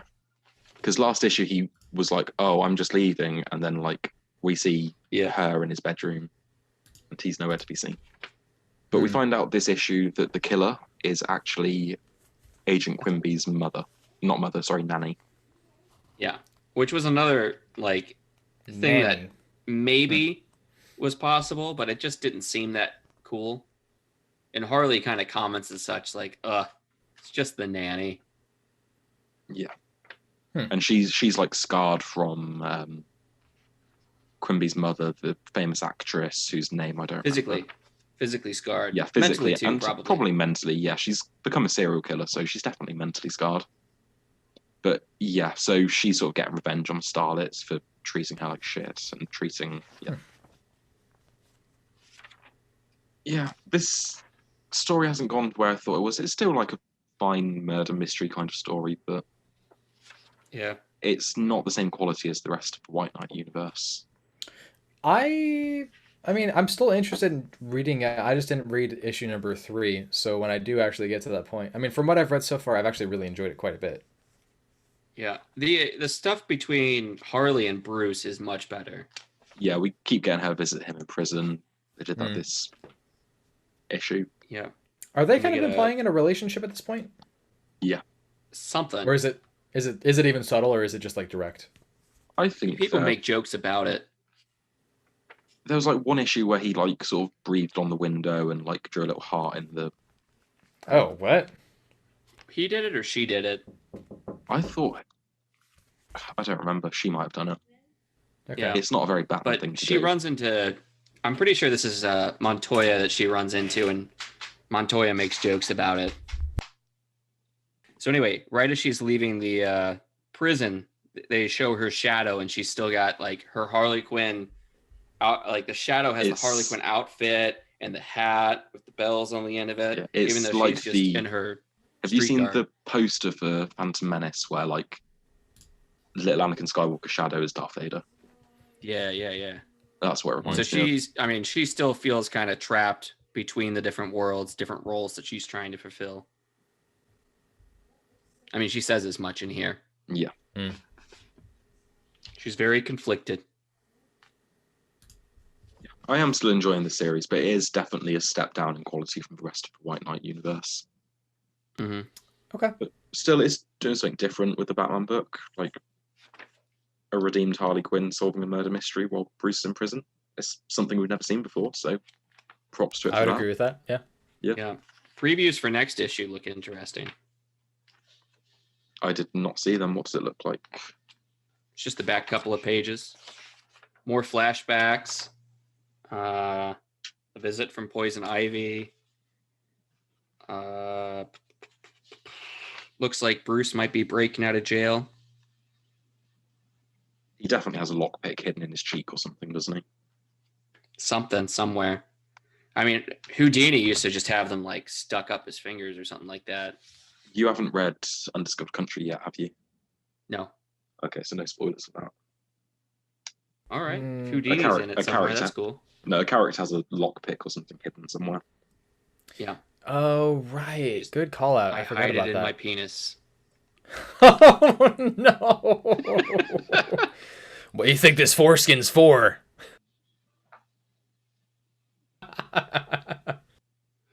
Oh, geez. Prince Next issue, we get Red Hood. How exciting. That's what it looks like. Finally, that's the helmet I'm seeing. Well, is that it might be issue 4's cover that has it instead of just him in the character in the actual story. Yeah. I don't think he's been in the story yet. No, he made an appearance at the end of the second White Knight. Yeah, he did then, but in the Harley Quinn series, we haven't seen him yet. Does that not look like maybe the Red Hood helmet? Yeah. It's definitely the Red Hood helmet. Yeah, he's on the cover for number 5 with the Red Hood. Right. So Bruce is going to take on the Red Hood persona? Oh, God, I hope not. Yeah, that's sort of all I've got to mention about that book. You got anything else to add? So what have we got now? So next up is Future State. So Dark Detective number 2. Oh, yeah. I've seen this cover. We looked at this cover the other day, or like a couple weeks ago, and I was like, all the Sean Murphy art. Oh, that is the most Sean Murphy art. Yeah, it does look very Sean Murphy. We've got a motorbike there. Yeah, Sean Murphy loves motorbikes. It's because he's a gearhead. Have you seen any of his posts? All he posts about is like he's got a tattoo of the fixed gear on the back of his hand, like the gear shifting thing. Dude, he's dedicated. He builds cars and bikes all the time. That's why he draws them so well. He's obsessed.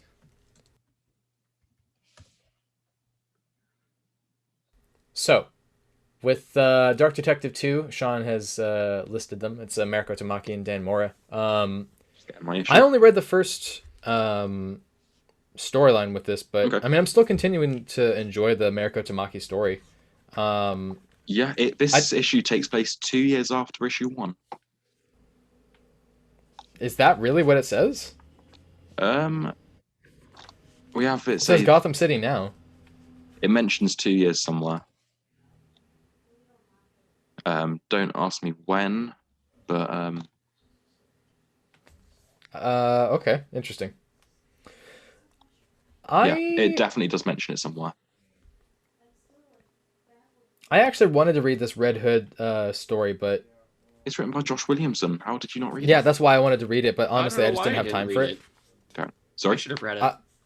That's really honestly it. I really wanted to read this because I don't like that design of Red Hood, but I like that jacket. On the page 3 or 4 or something, when it does the flashback saying then, and it's him running from Peacekeeper 1, he says, "I was killed by a Peacekeeper, Gotham's highest level of law enforcement, almost 2 years ago." Okay, so yes, if you remember in issue 1 of Dark Detective, what they were covering was flashbacks, because there's also flashback sequences in this as well. Yeah. So the flashback sequences about when he got shot and was killed and when he was being chased down were 2 years prior to what it's now. So there's some convolution with the timelines as far as issue 1, but it's clarified a lot more in this issue. Yeah, but in issue 1, there is still the sort of present day and flashback things, but that's only a month apart because we have the present day Bruce in a diner, and the radio is like Bruce Wayne and Batman were both killed almost a month ago. Oh yeah, you know what? You're right. Okay, that's interesting. I'm always right. They're Don't the doubt same me. person, or they're just like No. coincidentally They were Batman and Bruce Wayne died on the same day. The peacekeepers probably know, but it's not public information. Okay. Do you think that they were saying Batman, was killed 2 years ago, and then Bruce Wayne was killed a month ago, like the separate? Or but they said are they in issue 1? They said Batman and Bruce Wayne both killed 1 month ago. Interesting. So okay. It looks like Bruce is now, for 2 years, he's been in hiding, getting info on all the peacekeepers and stuff. Because you got to remember, this takes place after Joker War as well, so he is broke at this point as well. I wonder if he's having to do everything like behind, like he's having to do everything undercover without any gadgets and everything. Which honestly, I'm really happy to finally see, because they occasionally will do the story where like Bruce Wayne loses his company, but they've never taken away his toys. No, at the end of Tomasi's detective run, I think it was 1033, maybe. Like the last issue is him like packing up the house and like all that, and like it ends with him driving into the city. So yeah, it's going to be an interesting direction to see Bruce going. No, I'm fascinated with it. I'm actually really pumped for the next detective storyline. I really liked what I read with Tomasi, but I'm actually really pumped for this. Yeah, Tomasi's last arc I'd recommend you read. I think it's like 10. I think it's like the last 4 issues, because it does tie into like the cop from Detective 1027 who was it was like to be continued in Detective Comics. Okay. The last arc does tie into like this stuff of like the Mayor Nakano, or to I don't know. I know what you're talking about. The last thing I read from Detective was the Tom Taylor one shot issue. That was it. You can probably skip most of it. I'd just recommend checking out the last arc. Okay. I mean, I wanted it's like to 4 issues. Okay. All right. Cool. I did not read. There's a Two-Face story in there that's like a sequel to his Batman and Robin story where Two-Face shoots himself in the head. That's actually what I was going to bring up. Yeah, actually. It explains how he survived and. Oh, yeah. Okay. Two-Face doesn't get enough airtime. He's good when handled well, and he's rarely handled well, except in the hit movie Batman Forever.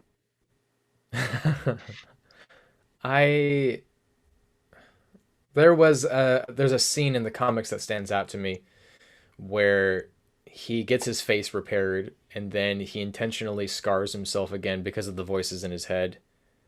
And I really didn't like the art in that, but you know what I'm talking about? It's an older one. Well, old in the sense of like 18 years ago, maybe.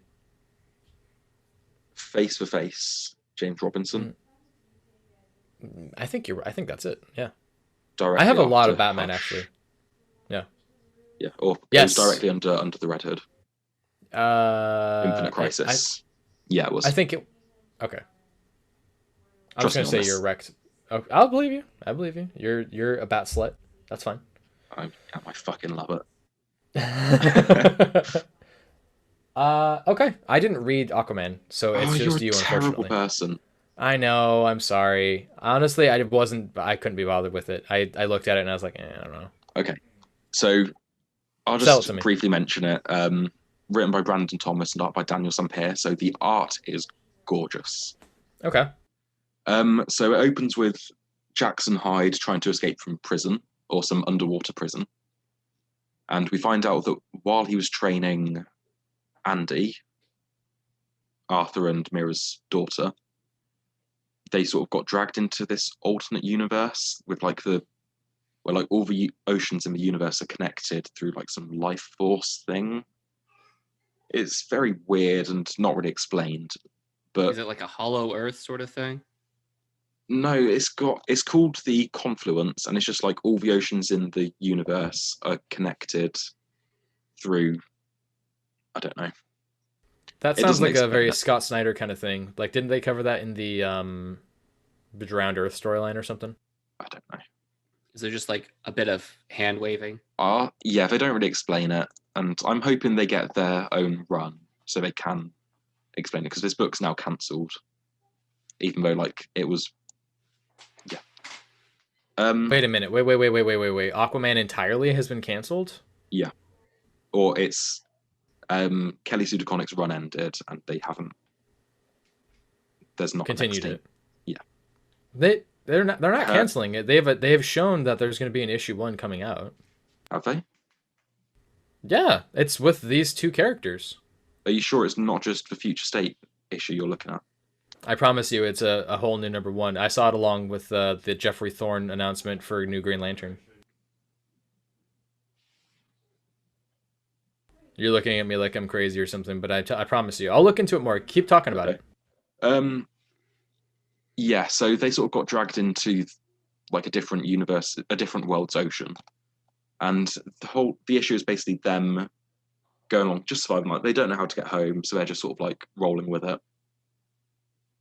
And there is a funny joke where Jackson's like, "Andy, don't worry. Like this happened to everyone on the Justice League. It's part of like, you're not even allowed into the Justice League unless you've been stranded in an alternate universe." But like, it's just sort of. It's kind of a depressing story, but like at the end is just really hopeful and like optimistic. And like this is my favorite thing I read this week. And really, yeah, I really enjoyed this. Like, yeah, it's a little confusing. There's like little hand waving over stuff, but like it tells a really sort of good story. And I would highly recommend checking it out if you get around to it. All right, yeah. I mean, I'll trust your judgment.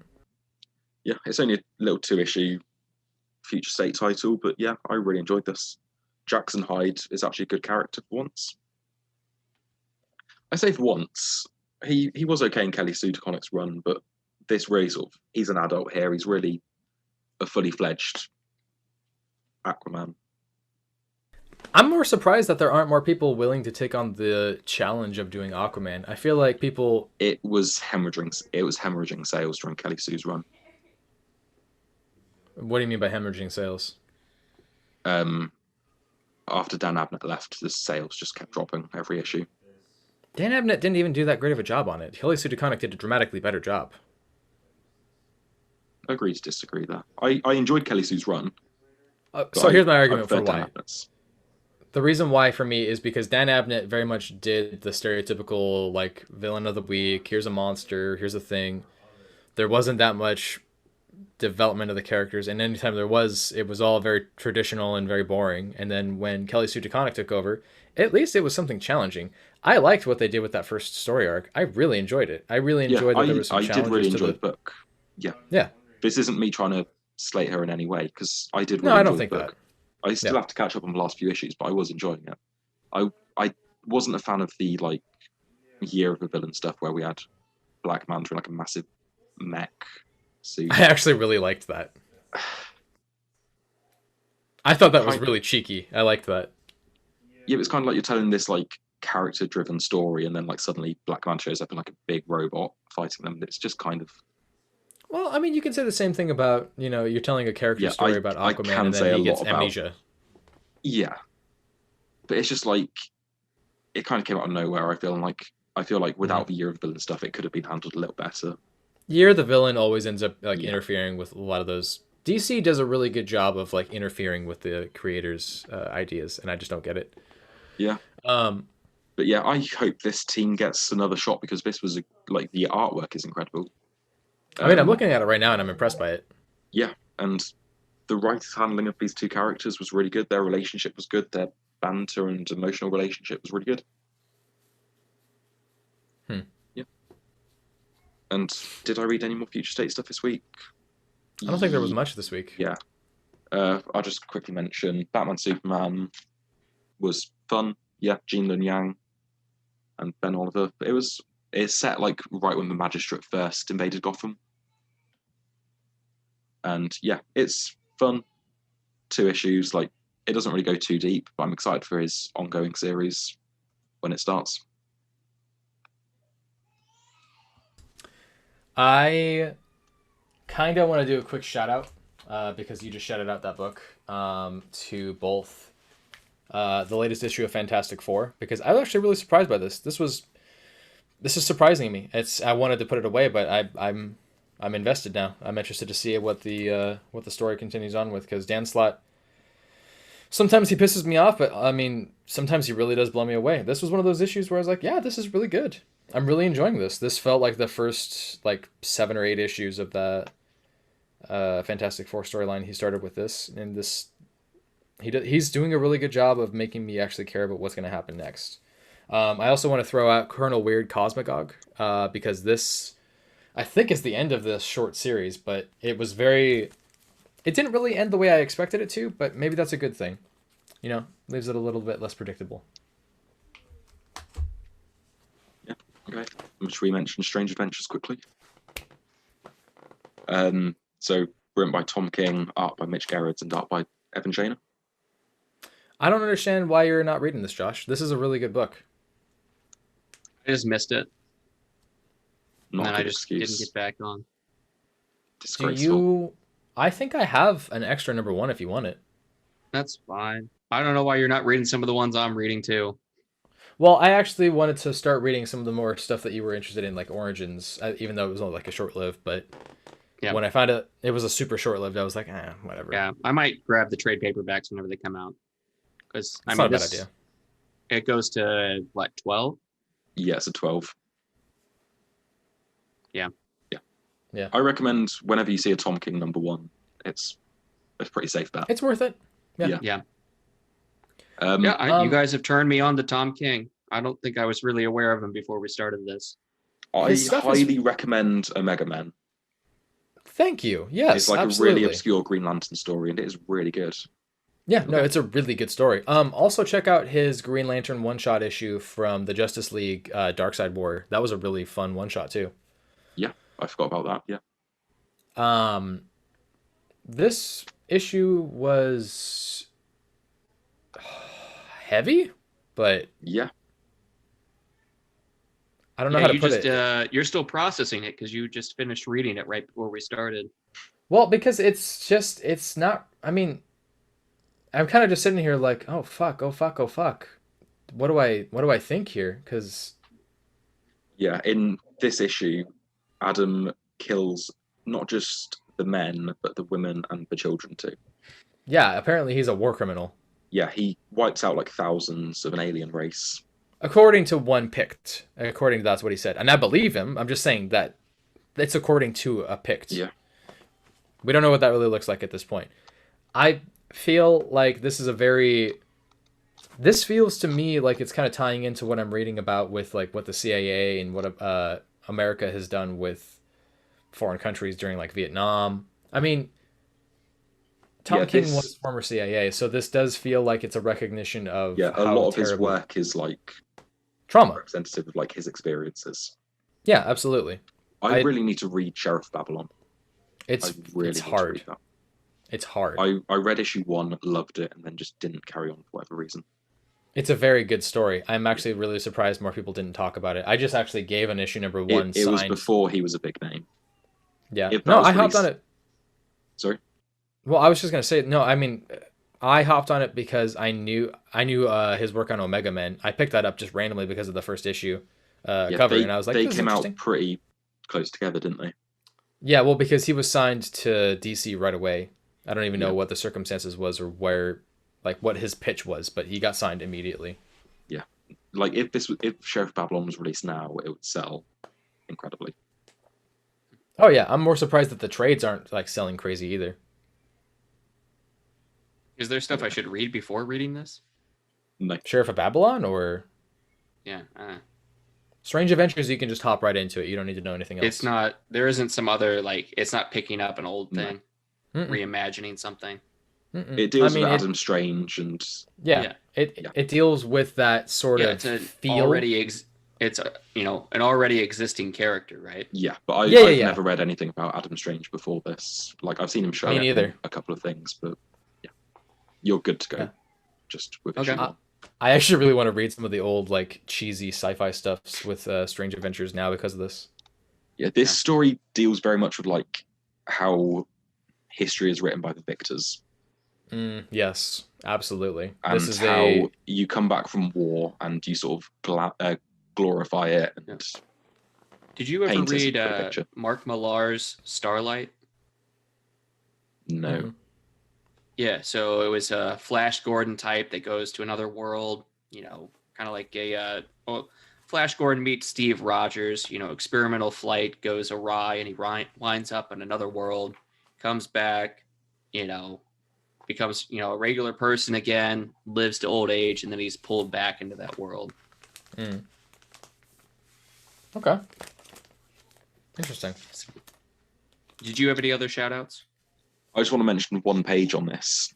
Basically, the alien race of Pikes have declared war on Earth because of Adam Strange, and they wipe out an entire city in Phoenix. They wipe out Phoenix. Oh man, this is just DuckTales. Same thing happened. But Batman's like, Flash, Batman tells Flash to get to Phoenix because they've just waged an attack there. It takes him like 2.5 seconds to get to Phoenix where he was. Mm-hmm. In that time, they've wiped out the city. There's like this 2-page spread of Flash running around counting, and he's like, they're all dead. All I can do is count. Yep. And it's such a heavy scene. I can't believe they put that in a DC book. Yeah. All right. Like, I really can't. Yeah, this is this is a really good issue, really good series. This is Tom King at his best. I would say that they have made me care about Mr. Terrific more than I ever have before. If you had asked me what I thought about the character previously, I would have said I don't really care, but this makes me care about him a lot. I just want to shout out, I've lost the issue now to hold up to camera, but Batman Black and White #2. I didn't read all of it, but I read the Tom King, Mitch Gerads story, which was Batman trying to rescue a priest from a burning church that's collapsed. And I'm curious in that now. Okay. It was only a little short story, like 10 pages maybe. And Batman realizes he's not going to be able to save this priest, and he's just like, I failed. Okay. Yeah, I like the story. And you guys got what, alternate history of the DC, or is it other history? I never was able to get it. It sold out of my shop. Yeah. Okay. Well, I was just going to mention that's another thing that you guys got, but you're going to talk about it at a later date. Yeah, probably. It's a very dense issue. Like, yeah. There's like paragraphs of text in it. All right. It's prose. I'm okay with it. Yeah, it's very good. My 2 shout outs, I got maybe 3. I got Nailbiter Returns #9. It's the penultimate issue. It's only going to be 10 issues long. The good guys have been captured by the villain. The villain reveals their master plan, their history, who they are and how they're connected to all of this. And it's the same sort of feeling I felt at the end of Nailbiter, where the whole reason all of this was happening, is revealed, and it's like, okay, all right. Was this the final issue? Penultimate. Okay. Next to last. Next one, #10 is going to be the last one. So do you feel like the writer's kind of falling flat on endings? Sometimes it does. I'm a little worried about Birthright because there's only a couple issues left of that. But I don't know what's up with the Nailbiter series. It's just kind of like it almost gives you everything, and then it's kind of like we're just going to hold a little bit back, or it's just kind of like. No, I know what you mean. It kind of feels like there's still like a little bit more to be revealed. Well, but it doesn't look like it's going to really be anything. Yeah, I feel like what I'm hearing from you is that he had more of like the intent to just make the next story rather than telling the story that he had already had, or that there was a story he wanted to tell. Well, let's see. We're at issue 9. Around issue 6 or 7, probably issue 7, things just took a hard left turn to focus on something else. And I would have wished they had kept going in the direction they were going. Okay. I'm kind of happy I didn't hop on this then. Yeah. It's all right. It's just, I was hoping there was more. Okay. What were the other one books? I got? Other one is Post Americana #2. Damn it. I actually really wanted to hop on that, man. You just made me realize I need to hop on that. Yeah. This is, I like Scrokey. I do like Scrokey. However you pronounce his name. So this issue, mostly focusing on our main two characters that trying to escape a cannibal cookout. They got to fight their way out of that. It's pretty zany, I'd say. Zany, little wicked. Yeah. And then we got the everyone living inside of the under the dome kind of thing. All the survivors of the apocalypse or whatever happened, because all of the U.S. is a wasteland battle, and you've got the rich and famous that have passed down generations or whatnot inside this mountain dome sort of thing. And it just shows them living a sort of Wall-E like existence and dealing with anybody that might think otherwise to, the master plan. I kind of wanted to put this off, but I mean, you're kind of selling it to me. You know what? I'll go. Yeah, there's one of my. Check this out as well. Yeah, This seems interesting. Okay. I would definitely recommend this more than mini, or is it ongoing or unannounced? I don't know how many it's going to be. It's Croce, so I imagine it's going to be short. Yeah, probably. He did We Stand on Guard with Brian K. Vaughan. For 6 issues, yeah. Yeah, 6 issues. It's pretty good. I don't know if I tweeted out at him, but I feel like, it doesn't have to. Like, they could live in separate universes, but I think it's almost... Wait. You just mentioned Twitter. Have you got a social media? Are you on? It's possible. It's locked. I've tried following him. He's like, fuck that. I'm never doing that, bro. Post Americana is 6 issues. Okay, cool. Yeah. Cool. What was the third one? I picked up an Assassin's Creed book, but I haven't gotten around to it yet. Okay. It's from Titan Comics. They've done a lot of the other Assassin's Creed comics for the past 5 or 6 years. And now they're releasing in trade paperback form only. So this is Assassin's Creed Bloodstone. It's book 2. Book 1 came out a year or so ago, and then this got delayed. Okay. I also picked up something Assassin's Creed this week. I picked up Assassin's Creed Origins. Tell me how it reads. It's very short, not a lot of content in there. I wish back in my day, the instruction booklets were fun. They had all sorts of stuff. Yeah, they did used to be fun. It's not even an instruction booklet. Game instructions. No, now it's just a little... let me read the instructions. Okay. Game instructions. The controls can be accessed through a pause menu. If you have any questions, visit support.ub.com. No, it does not. Get fucked. Back in my day. Wow. So we have some other really big news for everybody here. We have been reading The Last God, but in specific, Sean just power read all of it. So we just finished it. The last issue came out recently. It's a fantastic story, but we've decided that we're going to actually do a separate episode for this. We're going to talk about what the lore is, what makes it special. We're going to go over like a big review over it. And if it's possible, I'm going to actually try to find some YouTube videos for the music that's in this. Maybe even play it on the show. Go from there. If we have the possibility to. I can't make any promises. Oh, it's meh. This is the reason why I fell in love with... Fuck you. Are you really... I hate you. For those who are listening. From like... Oh yeah, sorry, carry on. Explain this. No, go ahead. I was just going to say he's holding the fucking comic book up to his ear like it's a phone. Piece of shit. This could have benefited from like what We Live does, where it's got a little QR code you scan and it takes you to the music. That would be. I agree. Cool. We need some. We just need to go listen to like some bardcore stuff. Get the Skyrim bardcore. Yeah, do the same thing they do in Westworld, where they take modern things and put it in that spin. Okay. Oh yeah, they do that, don't they? They use modern music and put it in the piano, the honky tonk. Yep. God damn, that's kind of funny. Honky tonk. Garth Brooks does every song.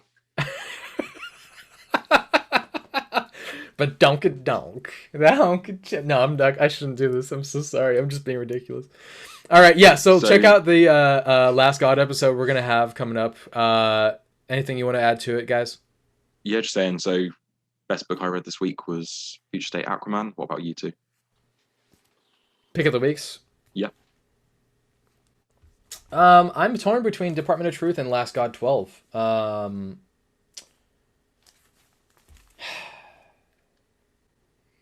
going to go with Last God because that's one that I'm actually really hyped to talk about. I really love Department of Truth. I'll be honest with you though, I feel like that's such a unique thing. I kind of want to keep it as its own separate thing. Ah, fuck. No, you know what? I'm gonna stick with my choice. It's gonna be 12. Last God 12. Okay. Okay. If you got 12, I'm gonna choose Post Americana number 2. Okay. Cool. Yeah. Okay. And just issues coming out next week. Deep Beyond number 1, which is a new series by Mirka Andolfo. Yeah. Are you guys going to be checking that out?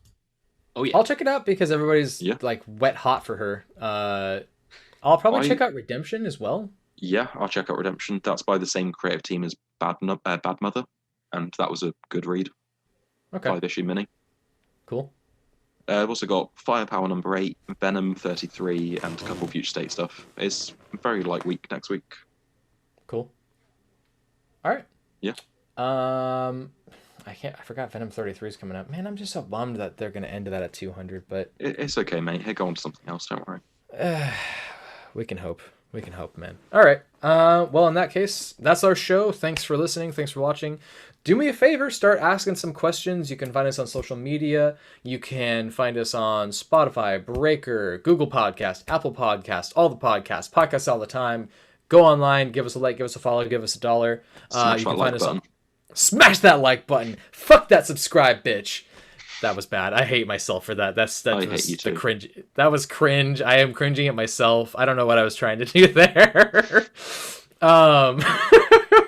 You can find me at Twitter. It's going to be at Talking About Comics. It's talking with no G, about with no A, comics with an X at the end. Sean? You can find me Twitter at SeanMoore747. Are you on Instagram?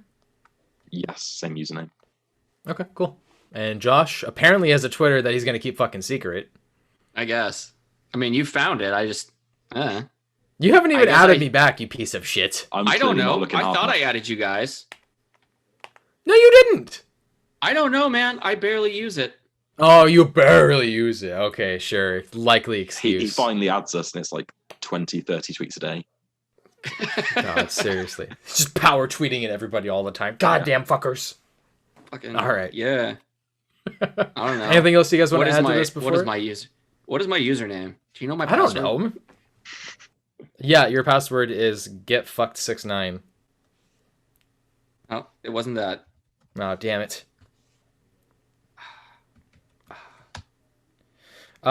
Because we are on Anchor FM, you will find us being sponsored by Anchor. I'm going to give that shout out to Anchor FM right now. If you guys do want to do a podcast, that's just a reminder. It's easy to start one. Check out anchor.fm. They also just updated their website, so it's a brand new spanking look. It's going to be hot. Check it out. That's our show. Anything else you guys want to shout out before we say goodbye? Give us $1. Give us $1. Give us $1. Make us holla. Let's go. Thanks for watching. Thanks for following. And all hail.